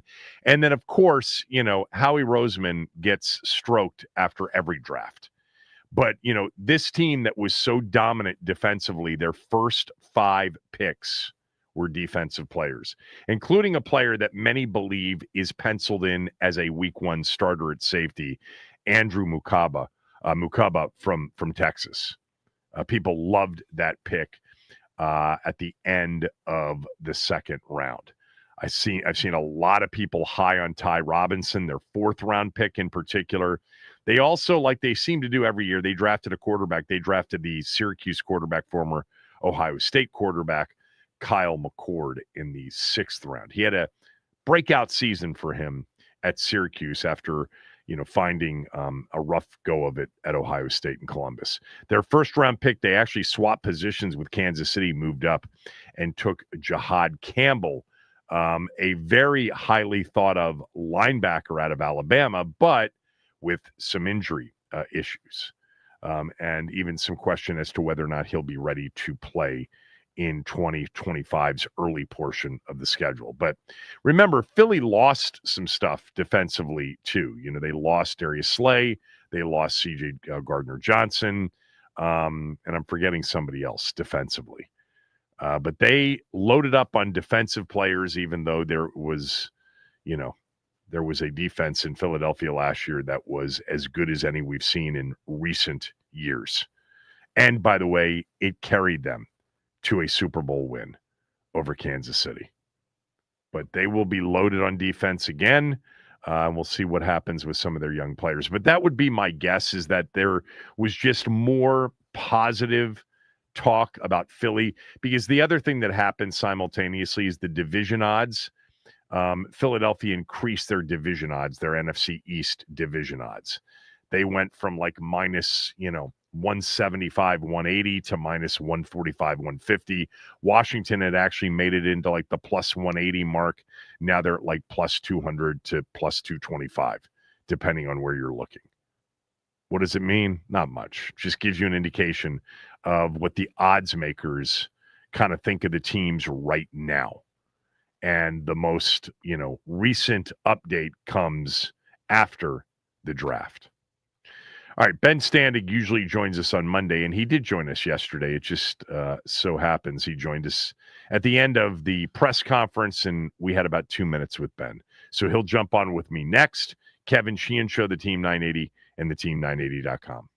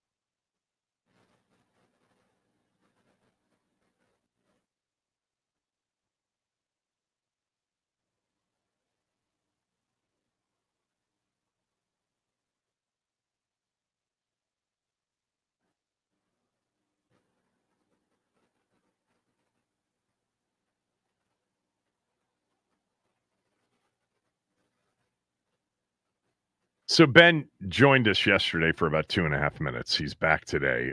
Crazy day yesterday with the big announcement down at the National Press Club. And Ben joins us now because we did not have a chance to really go deep into the draft. You did mention to me yesterday that you thought, the biggest surprise was what I think we all thought the biggest surprise was, and that is that they did not take an edge defensive end in a draft loaded with them.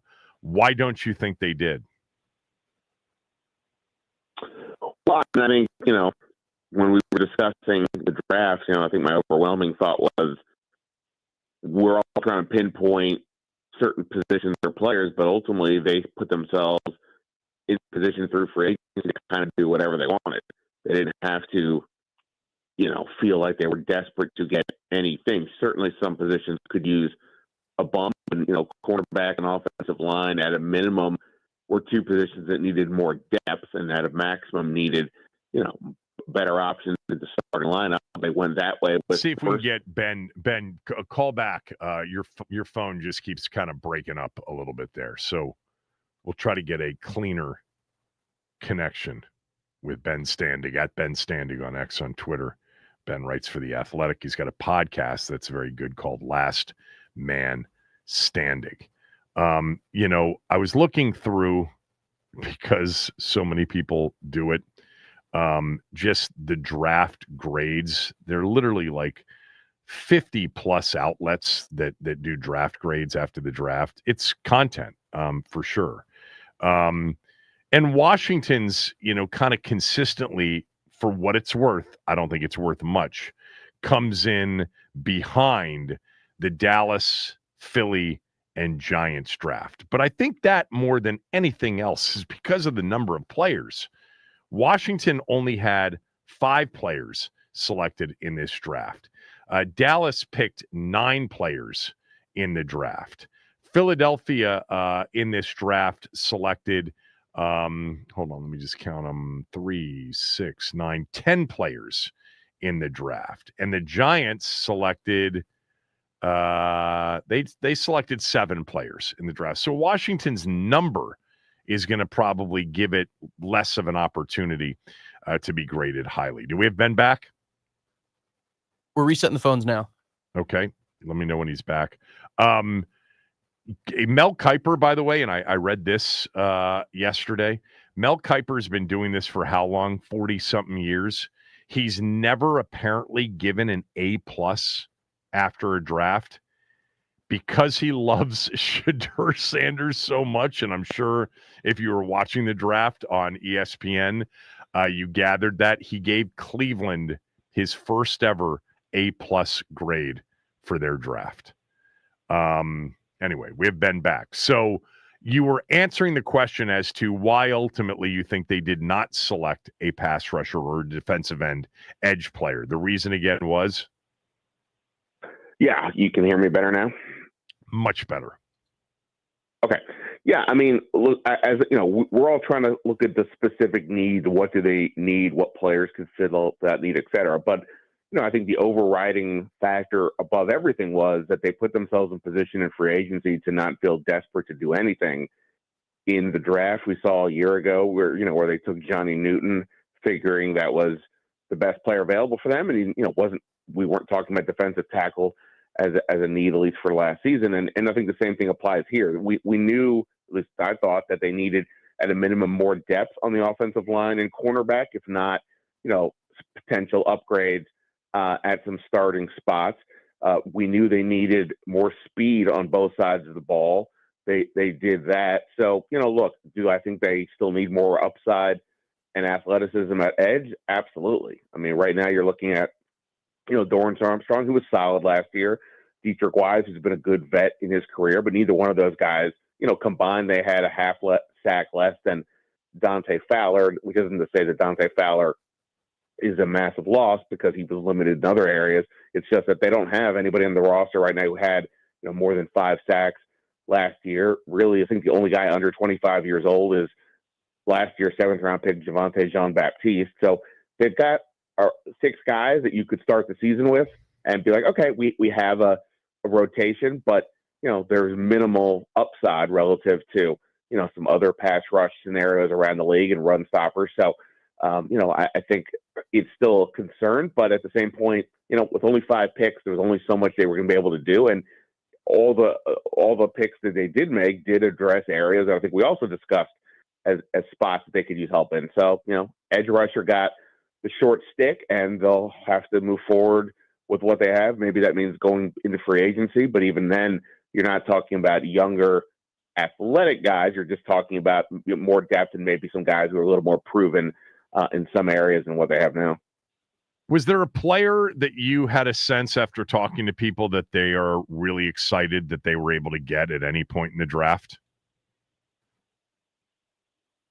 Well, I mean, I guess depending who you talk to, certainly every player that they got was the best player on their board, Kevin. So obviously that's good. They're pretty happy with the group overall. I mean, Peter said he was sweating out Josh Connerly going all the way into the top, 10 or 11 picks. And, I think in a draft in which, as we discussed pre-draft, like there was the tackle depth really dropped off after the first, 5 or 6 guys. And Connerly was kind of, one of maybe the last of those guys that were still available. So I think to that extent, getting him made a lot of sense. Whereas, some of the other positions was a little more potential depth down the line. But yeah, I mean, I think all these guys individually, to me, just make a ton of sense. Like I'm not saying that these 5 players, the individual people, are home run picks and that this is going to be the best draft class ever. But in terms of like the reality, here's what they need. Here's what was available. Here's what this person does. I think they all make a ton of sense. And, especially when you look at the last, those picks in like the 6th and 7th round, we talk about the position that the player, he plays this spot. But the reality is you have to look at guys who have specific traits that you either presumably need more of or don't have on your team and that can fill in a role. You look at the running back out of Arizona, we've talked about them needing more, big play potential, explosiveness out of the backfield because of Brian Robinson, Austin Eckler, good players, but they don't really have that. And, the Krofsky Scarrett, I hope I'm getting that, saying that one right. He's got some of that. Again, it doesn't mean he's the next Barry Sanders, but he brings an element that they don't otherwise have. And I think that's what you've got to look for when you get into the later rounds. And then, those earlier rounds, you have specific needs. You need production, and Connerly, Amos, and Lane, fit that. So, I think if I say everybody's pretty happy about what they did, I don't mean that in the, hey, we're thrilled with these are the best guys we could have gotten. I just think that they really did address, the quote unquote need spots as well as, it just filled in with certain traits that they needed. Nothing to me feels off with any of their picks. What I'm going to say is not necessarily criticism. It's just an observation because I think there's a lot of things that could happen defensively in a second year in a system with players, by the way, who were on the roster last year that didn't contribute because they were too young or they were too hurt. Jordan McGee would be an example of that. But, other than Will Harris, because he appears to be the replacement for Jeremy Chin, did they add a player in this offseason defensively that we know will be part of a starting rotation even? For sure. Well, I mean, if they want to move Mikey Sanders still to slot, which is ultimately where they wanted him to be, then maybe Trey Amos is the other starter opposite Marshawn Lattimore. He gives them more size. Even if they had looked at Sanders still and Jonathan Jones as the potential starters, both of those guys are listed at 5'10", so not big. Amos is bigger than that, so it could be him depending on how quickly he adjusts and whether or not they are down with Sanders still going back to slot. The Javon Kinlaw signing, obviously one we all, sort of scratched our head a little bit. You wouldn't think he's a starter at defensive tackle, but they talked about him, being a guy who could be used on the edge a bit to help set, the edge in the run game. So, maybe, I mean, look, if that's going to be the case, presumably he might actually start, right? Because the early downs are when teams are, more apt to run. So maybe he's a starter in that sense, but he would at least be, you figure, in the mix with Armstrong and Wise there. So, but yeah, to your point, they didn't have these major, oh, that's an obvious move. Like they didn't do Laramie Tunsil or Debo Samuel or spend the first round pick on the offensive tackle who we were looking at being the starting right tackle. They did not do that. And, we've talked about, I think in order for me to say that this defense has really improved, I'm going to have to kind of see how this plays out in training camp and preseason. And, at a minimum, just to see how are they using these guys? Are there just simply improvements based on being the second year under this new coaching staff? You mentioned a Jordan McGee, there's a guy like that who, not think he's going to have a huge role, but is there a way to get a guy like that on the field a lot more? They really liked him a year ago when they drafted him in the 5th round. So yeah, the main additions this offseason were unquestionably on the offensive side of the ball, which again, Jaden Daniels help him further his growth. All makes sense, but yes, there definitely didn't have that. Okay, this is definitely a better scenario on defense. But that's where they got to hope that Amos, hits, and that this Kinlaw scenario, really does address what was clearly the defense's biggest weakness last year.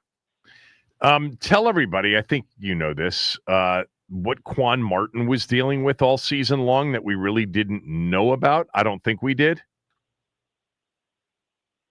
Yeah, the team had a draft party on Saturday down at the Harbor, and some of the reporters that were there for that talked to him, and he said he was dealing with 2 separated shoulders last year, that he had surgery this offseason to deal with that. It was not something that was discussed, and I guess you could say not something being put on the injury report weekly if he was really dealing with this.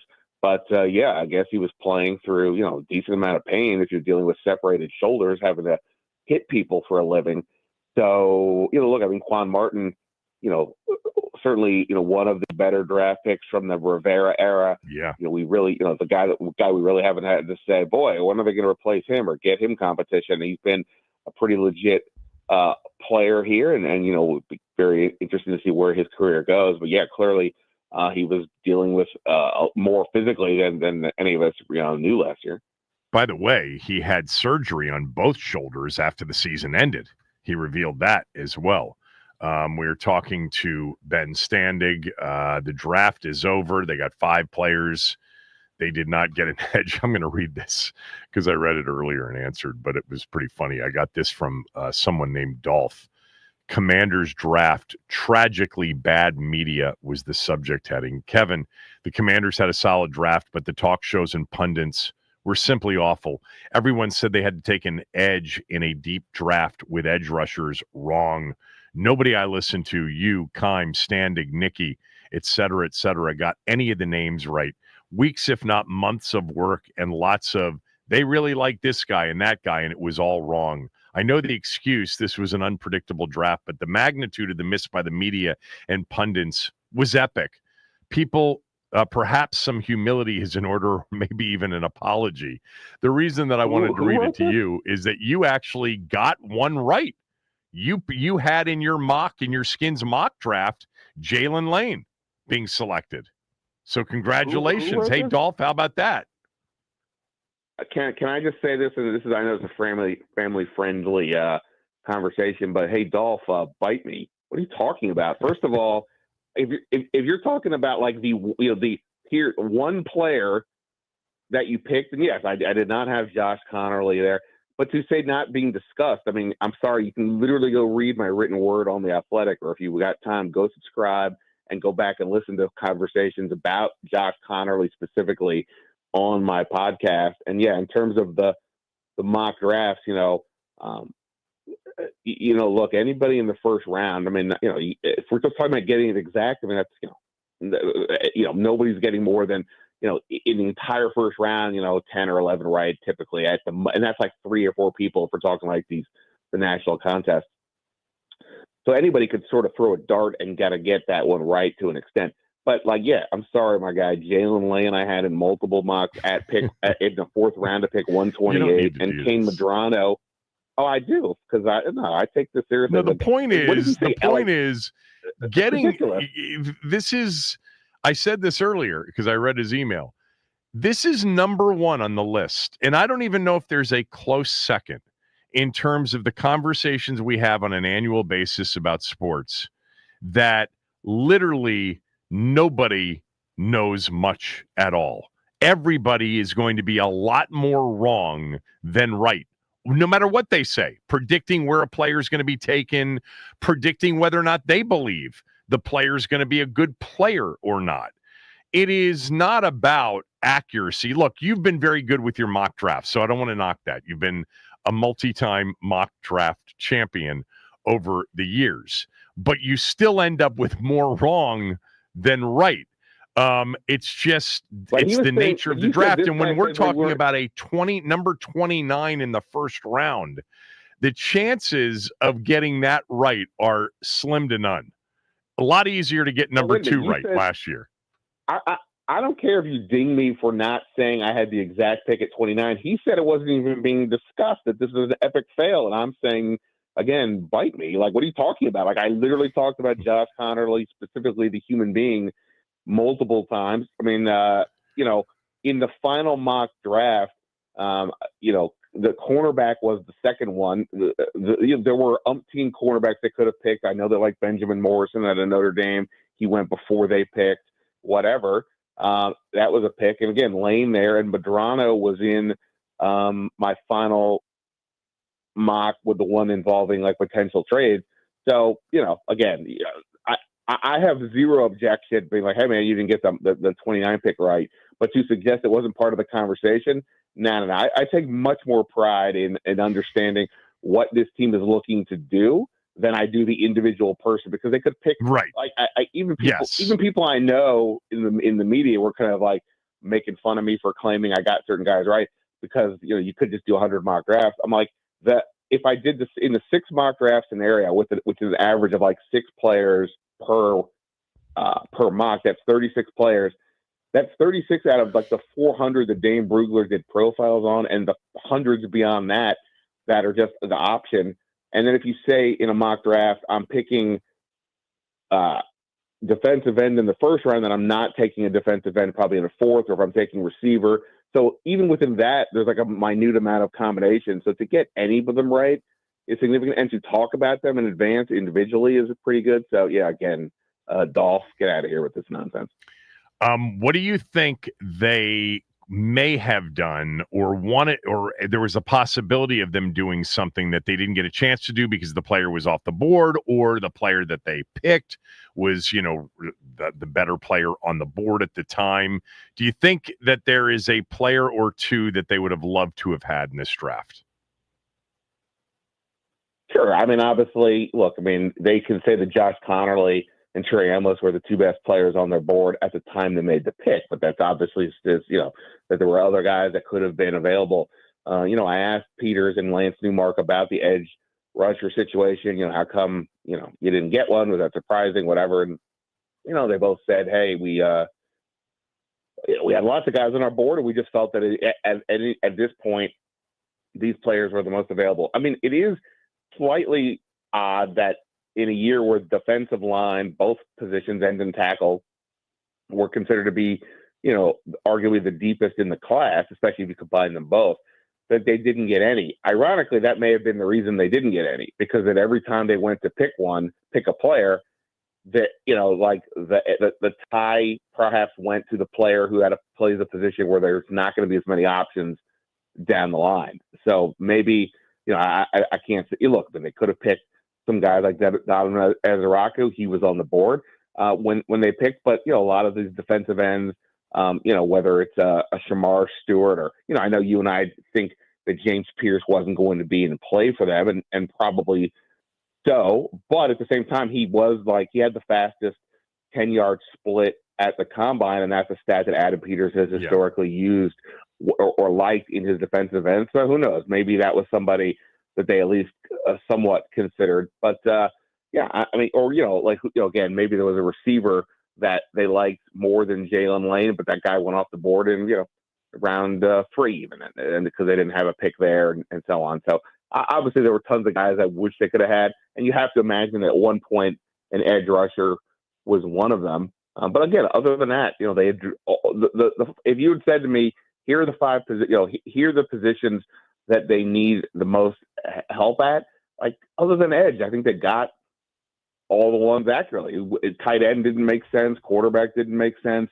Never really thought too much about safety, but obviously they could have, if Malachi Starks or, I guess, if he had been available, he went to the Ravens 2 picks earlier, maybe a guy like that. But in general, they hit the picks, they hit the positions you would have thought they would have, except for edge. Yeah, I'm just curious. Did you go back and look? Were all of the 5 players that they drafted, were they top 30 visits, or were they private pro day or private workouts or pro day workouts? I know Connerly and Amos were. Yeah, 30. and I think Lane, Krosky Merritt was too. Yeah, and I believe Lane was here for the local pro day, I want to say. Madrano, I don't know for sure about that one, but look, Adam Peters, and they worked and him out at went to the UCLA. UCLA pro day. Yeah, and Peters obviously a UCLA guy. He's with that one also, Ken Norton Jr. was his position coach, so they had a 3-year workout in essence for him. With Ken Norton there at UCLA with him for several years, so they may not have exactly needed to do too much specific due diligence on that one. But yeah, no, I mean, look, I think they're generally a pretty straightforward situation. Like to pin down a specific human being that they would like is never going to be easy. But once these picks have been made, it's kind of like, okay, I kind of get why this happened. I mean, to me, the athletic score, high character. These are 2 things we knew to look for going in anyway. They did, by the way, I've got the top 30 visit list. They had Connerly Jr. in, they had Krosky Merritt in, and that was it among their draft choices. They had Ezeraku in, they had Hairston in. So guys that, were on the board at 29 that, went shortly thereafter in either the first round or the second round. Yeah, they had Oladejo in from UCLA as well. In the second round, I was starting to think that he would be the guy until they went. I was thinking he or Morrison had, once those players got, into the 50s or whatever, I thought one of those 2 players would be the player. I did not think they would select Mike Green had he been on the board at 61. Did you think there was any chance?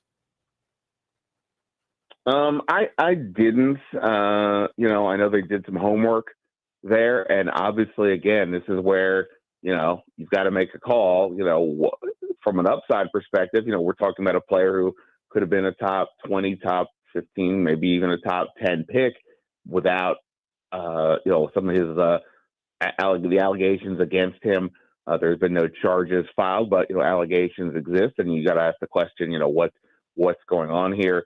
So I know they at least looked into it. I still don't think they would have done that, but again, considering the Ravens took that chance a few picks earlier, and we typically look at the Ravens as a team that is one of the better organizations in the league, and they felt they were comfortable enough to do that. So who's to say Washington wouldn't have reached the same conclusion? But based on what we know so far in the limited history of Peters and Quinn here, I wouldn't think so. Yeah, and going through the 4th round before the Lane pick, 4 edges literally were picked in the 7 picks prior to them taking Lane. 4 of them went off. David Walker went off, Sawyer went off, Baron Sorrell, and Kyle Kennard, who I thought was a possibility for them in the 4th round as well, went off 3 picks before. So yeah, I mean, it comes down to what's actually available and I do believe them when they say they just draft their board. I do believe that. I think we've now seen evidence of that here in the first 2 years of drafting. Well, and here's the other thing. By the way, for one, Trey Amos said that he did talk to them at the combine, and he had conversations with them at Senior Bowl as well. So there was at least, he said he didn't know for sure Washington would pick them, but there was some conversation.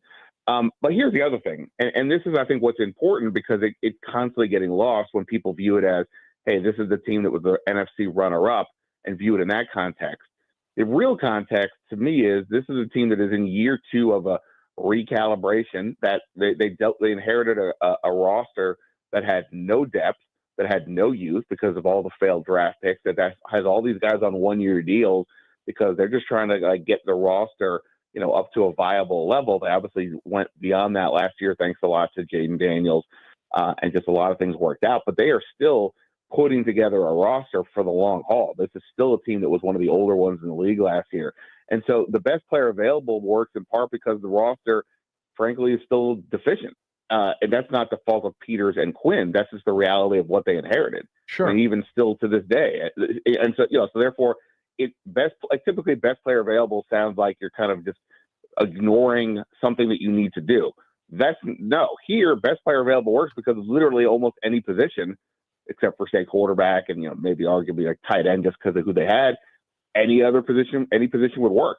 And so they were able to get players, the best player available at positions of need. And that's ultimately what you kind of want to do, but also in this case, that's just the reality of their situation. They could have picked almost any position and we would have said, yeah, they kind of took the best player available. Any of the undrafted free agents that they brought in, do you sense, they has a chance? They signed this Louisville receiver Ja'Cory Rogers, I believe, yesterday. He's a former Alabama transfer. He's got he'll be everybody's summer training camp crush, summertime crush. He's 6'2", makes athletic catches. He was I believe he was a big time recruit coming out of college or coming out of high school. But he had some good numbers last year, but ultimately, didn't put it all together enough to get drafted. I don't know that there's room for him. We go through this every year with the receivers. Always his name's Jacoby Jones. No. Okay. No, that's a different guy. Ja'Cory. Oh. There's 2 Ja'Corys. There's a Ja'Cory that they drafted with RY, then there's an REY, again, out of Louisville.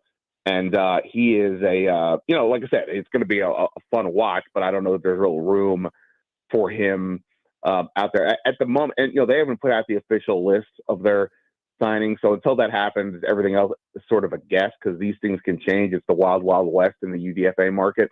But I would like to be curious if they do add an edge of any note. But, beyond that, I think you could do a 50. I did a depth chart story on the Athletic. I didn't do I didn't do a 53, but I mean, I almost feel like you could do a 53 right now and get pretty close because they do have. I feel like most of the roster spots seemingly are kind of. All right, well, let's not go through the whole thing, but give me the surprise or give me the most competitive position for spots and give me the surprise that you gave. Did you have one? Well, I didn't do any 53. I just listed out who they have. But I mean, I think receiver. Yeah, I mean, but I think you look at the receiver room, right? You've got McLaurin, Debo, Noah Brown, Luke McCaffrey, Jalen Lane. You think all those 5 are going to make it? You still have Michael Gallup, right? Who's been a vet in this league. You've got KJ Osborne. I know he didn't do much when he got here, but he's been a productive player in the league. In previous years. And this is always a position where you can kind of grab a guy and, you're like, whoa, where'd this guy come from? Or maybe it's, he's a special teams help. And that could be a thing. So I think receiver is going to be a fun one. We mentioned the defensive line. There are 6 defensive ends and 5 tackles that I think you could just say, if they're on that's their group. There you go. But, we know that's probably not necessarily going to be the case, that something is going to emerge, whether that's they end up signing another veteran here along the way or some rando UDFA type pops up. And so, I think that's going to be a pretty interesting group as well. Then, again, like the special teams battles, where does that come into play? There's a guy like a Tyler Owens who last year was made the team as an undrafted free agent. He's got crazy athleticism. Does he emerge as more than just a special teams guy? Can he actually, push his way into the rotation? And now all of a sudden, if that happens, what does that mean for anything. So I think those are some of the ones. I mean, look, I guess the other obvious one is quarterback, right?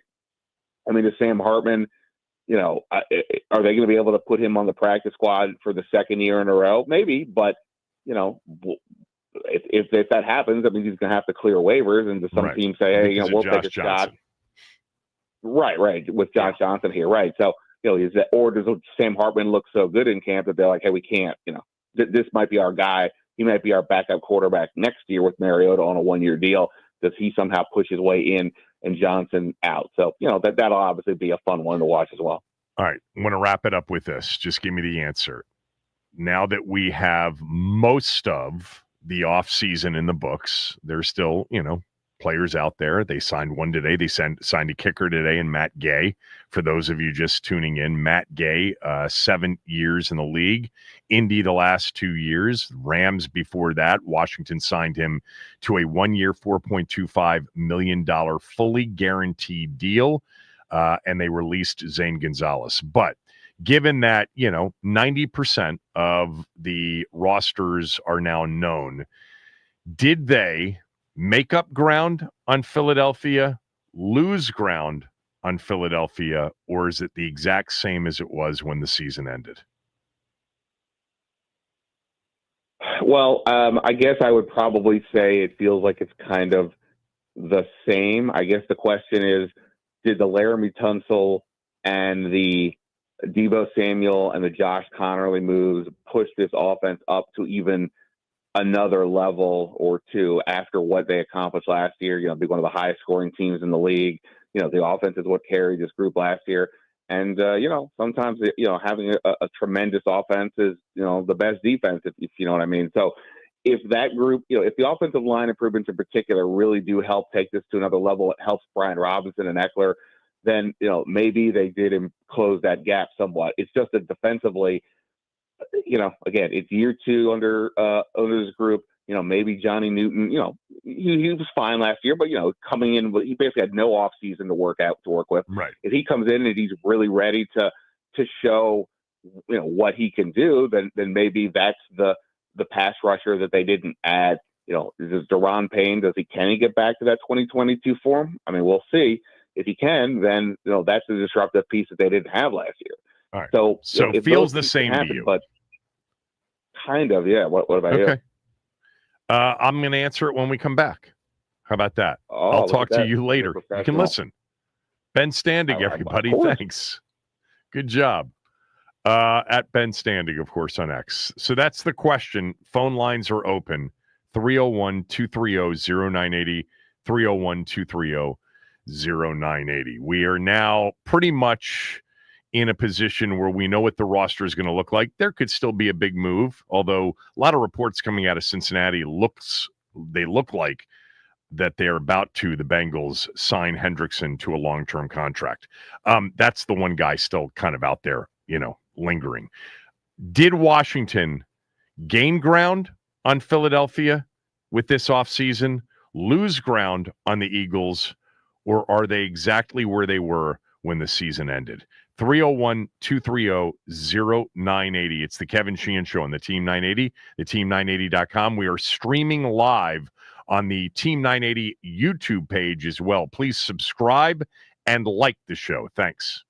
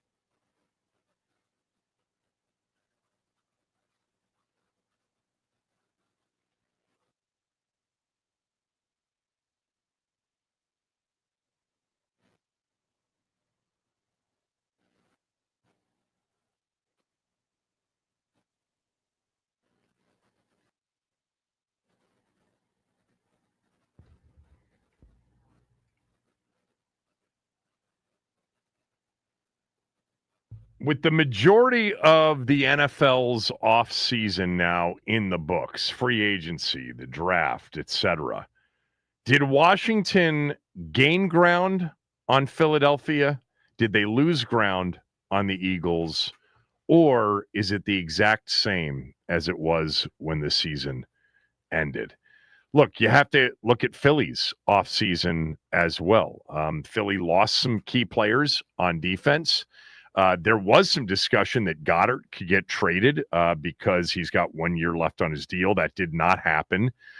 And the Eagles did not select a tight end in the draft. The Eagles drafted 5 defensive players to start their draft, including Jihad Campbell and Andrew Mukaba, the safety from Texas. They added Azeez Olajari during free agency, the Giant player. They also added Adoree Jackson. But they lost C.J. Gardner-Johnson. They lost Darius Slay, a couple of others. But they still have the core of what made their defense great coming back. Jalen Carter, Jordan Davis, Nolan Smith, Zach Bond, Nakobe Dean, who we didn't even see in the championship game because he was hurt, Quinyon Mitchell and Cooper DeJean, the 2 outstanding rookies from last year. Philly's depth defensively with Bryce Huff and with what's his face, Blankenship. Although did he start last year? He may have started. Offensively, not much at all is going to change with Philadelphia. It's going to be A.J. Brown and Devontae Smith and Dallas Goedert and, of course, Saquon Barkley and Jalen Hurts.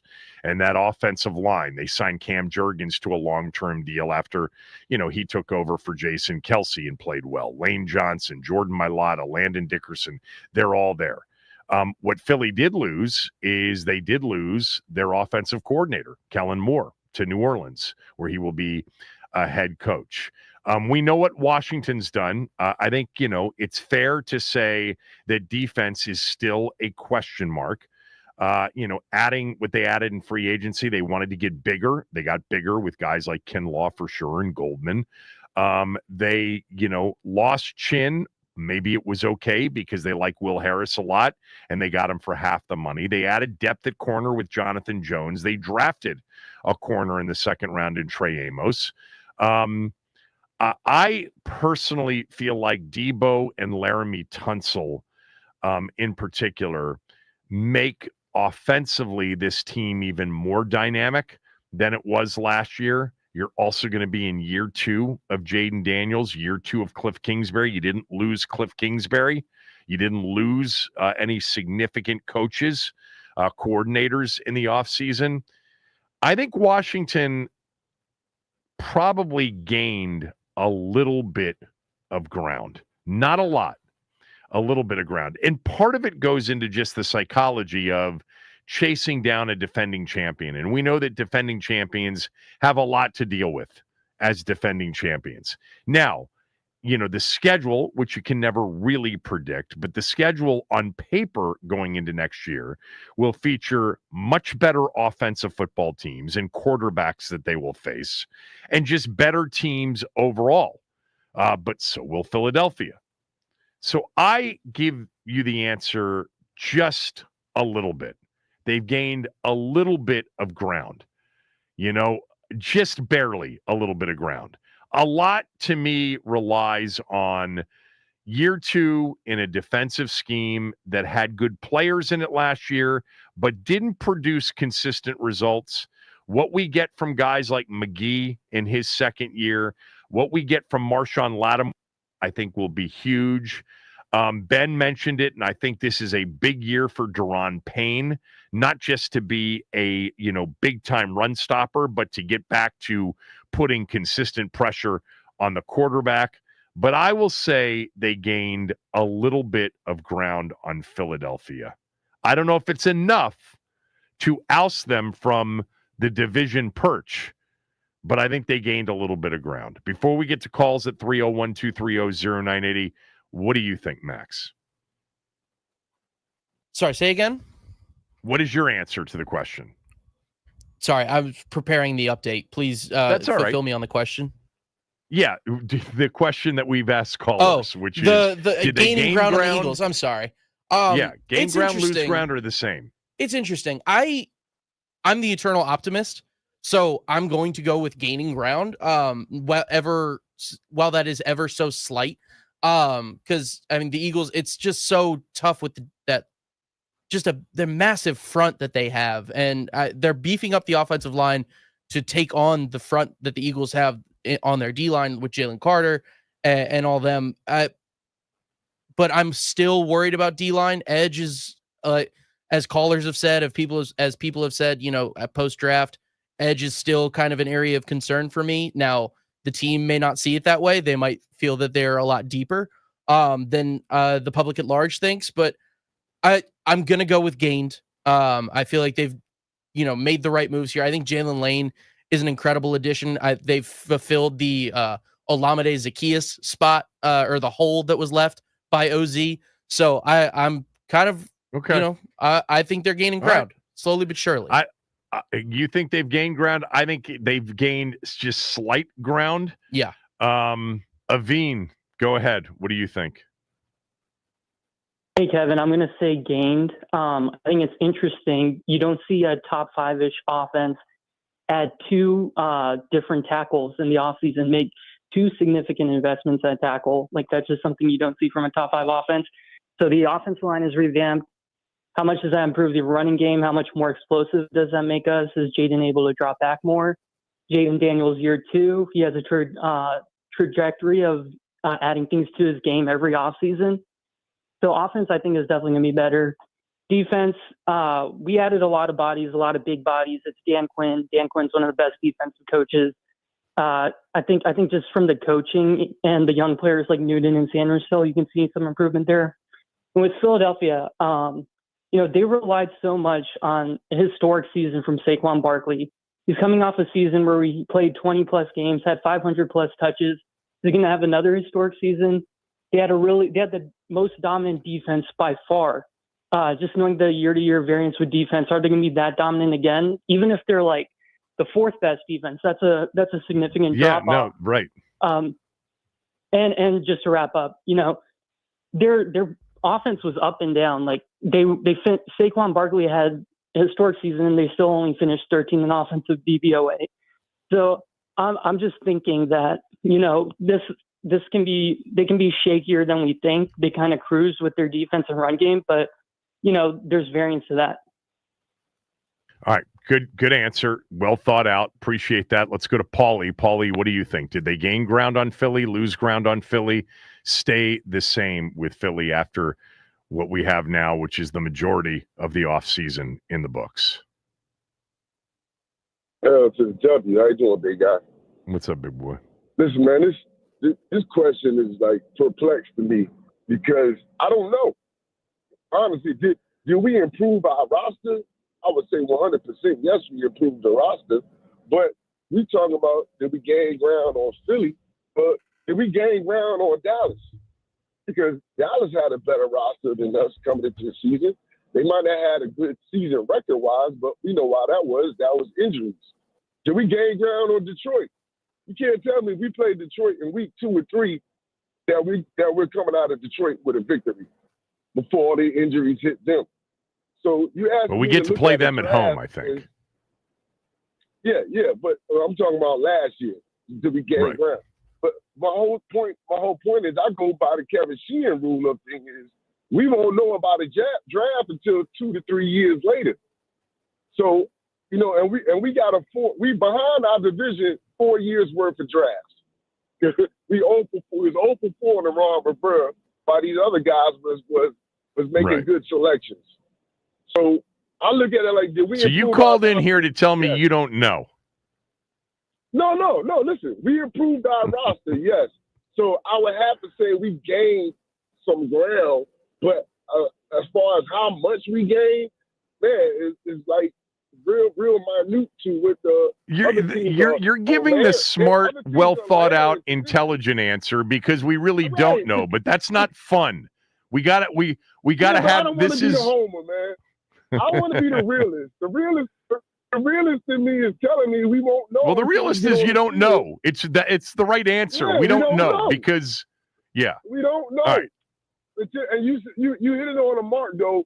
If we get good production out of these second-year players and second-year players in the organization, then I would say, hell yeah, we gain ground. Because that's the key right there. Because now your draft picks and your free agent picks and your trades are starting to bloom. So I would say, hell yeah. But we won't know until we get on the field, man. But if you just want to look at it on paper, you would have to say Dallas had a hell of a draft. I mean, the Eagles, you got to give the Eagles of the benefit of the doubt that they had a hell of a draft. If anybody deserves the benefit of the doubt, it's probably them. Yeah. All right, let me roll. Let me get in some of these calls before I gotta say goodbye. Thanks. Hell to the W. Yeah, Lap. Did they gain ground, lose ground, or stay the same with the Eagles in the division? I don't know if we gained ground. I think we improved. I think we still going to be a competitive team. I'm just concerned about the defense, really getting stops. And my thing is, if you can't be that elite top 10 defense, you got to hold teams to field goals or force turnovers or get off the field on third down. You know what I'm saying? And if our offense is healthy, especially Debo, I think we can score with the best of them. So we just have to play. And Cliff Kingsbury's back. I think this offense will really open up. And as long as Jalen got protection, we should be good. But we got to figure out how to stop the run and do a couple of those things. But we'll see, man. I think we'll still be competitive no matter what. Still got a chance to make the playoffs. Thanks, Lap. Appreciate it. Those of you that were on hold, sorry. I got a hard out. We're out. Get to you guys tomorrow. Chris is up next.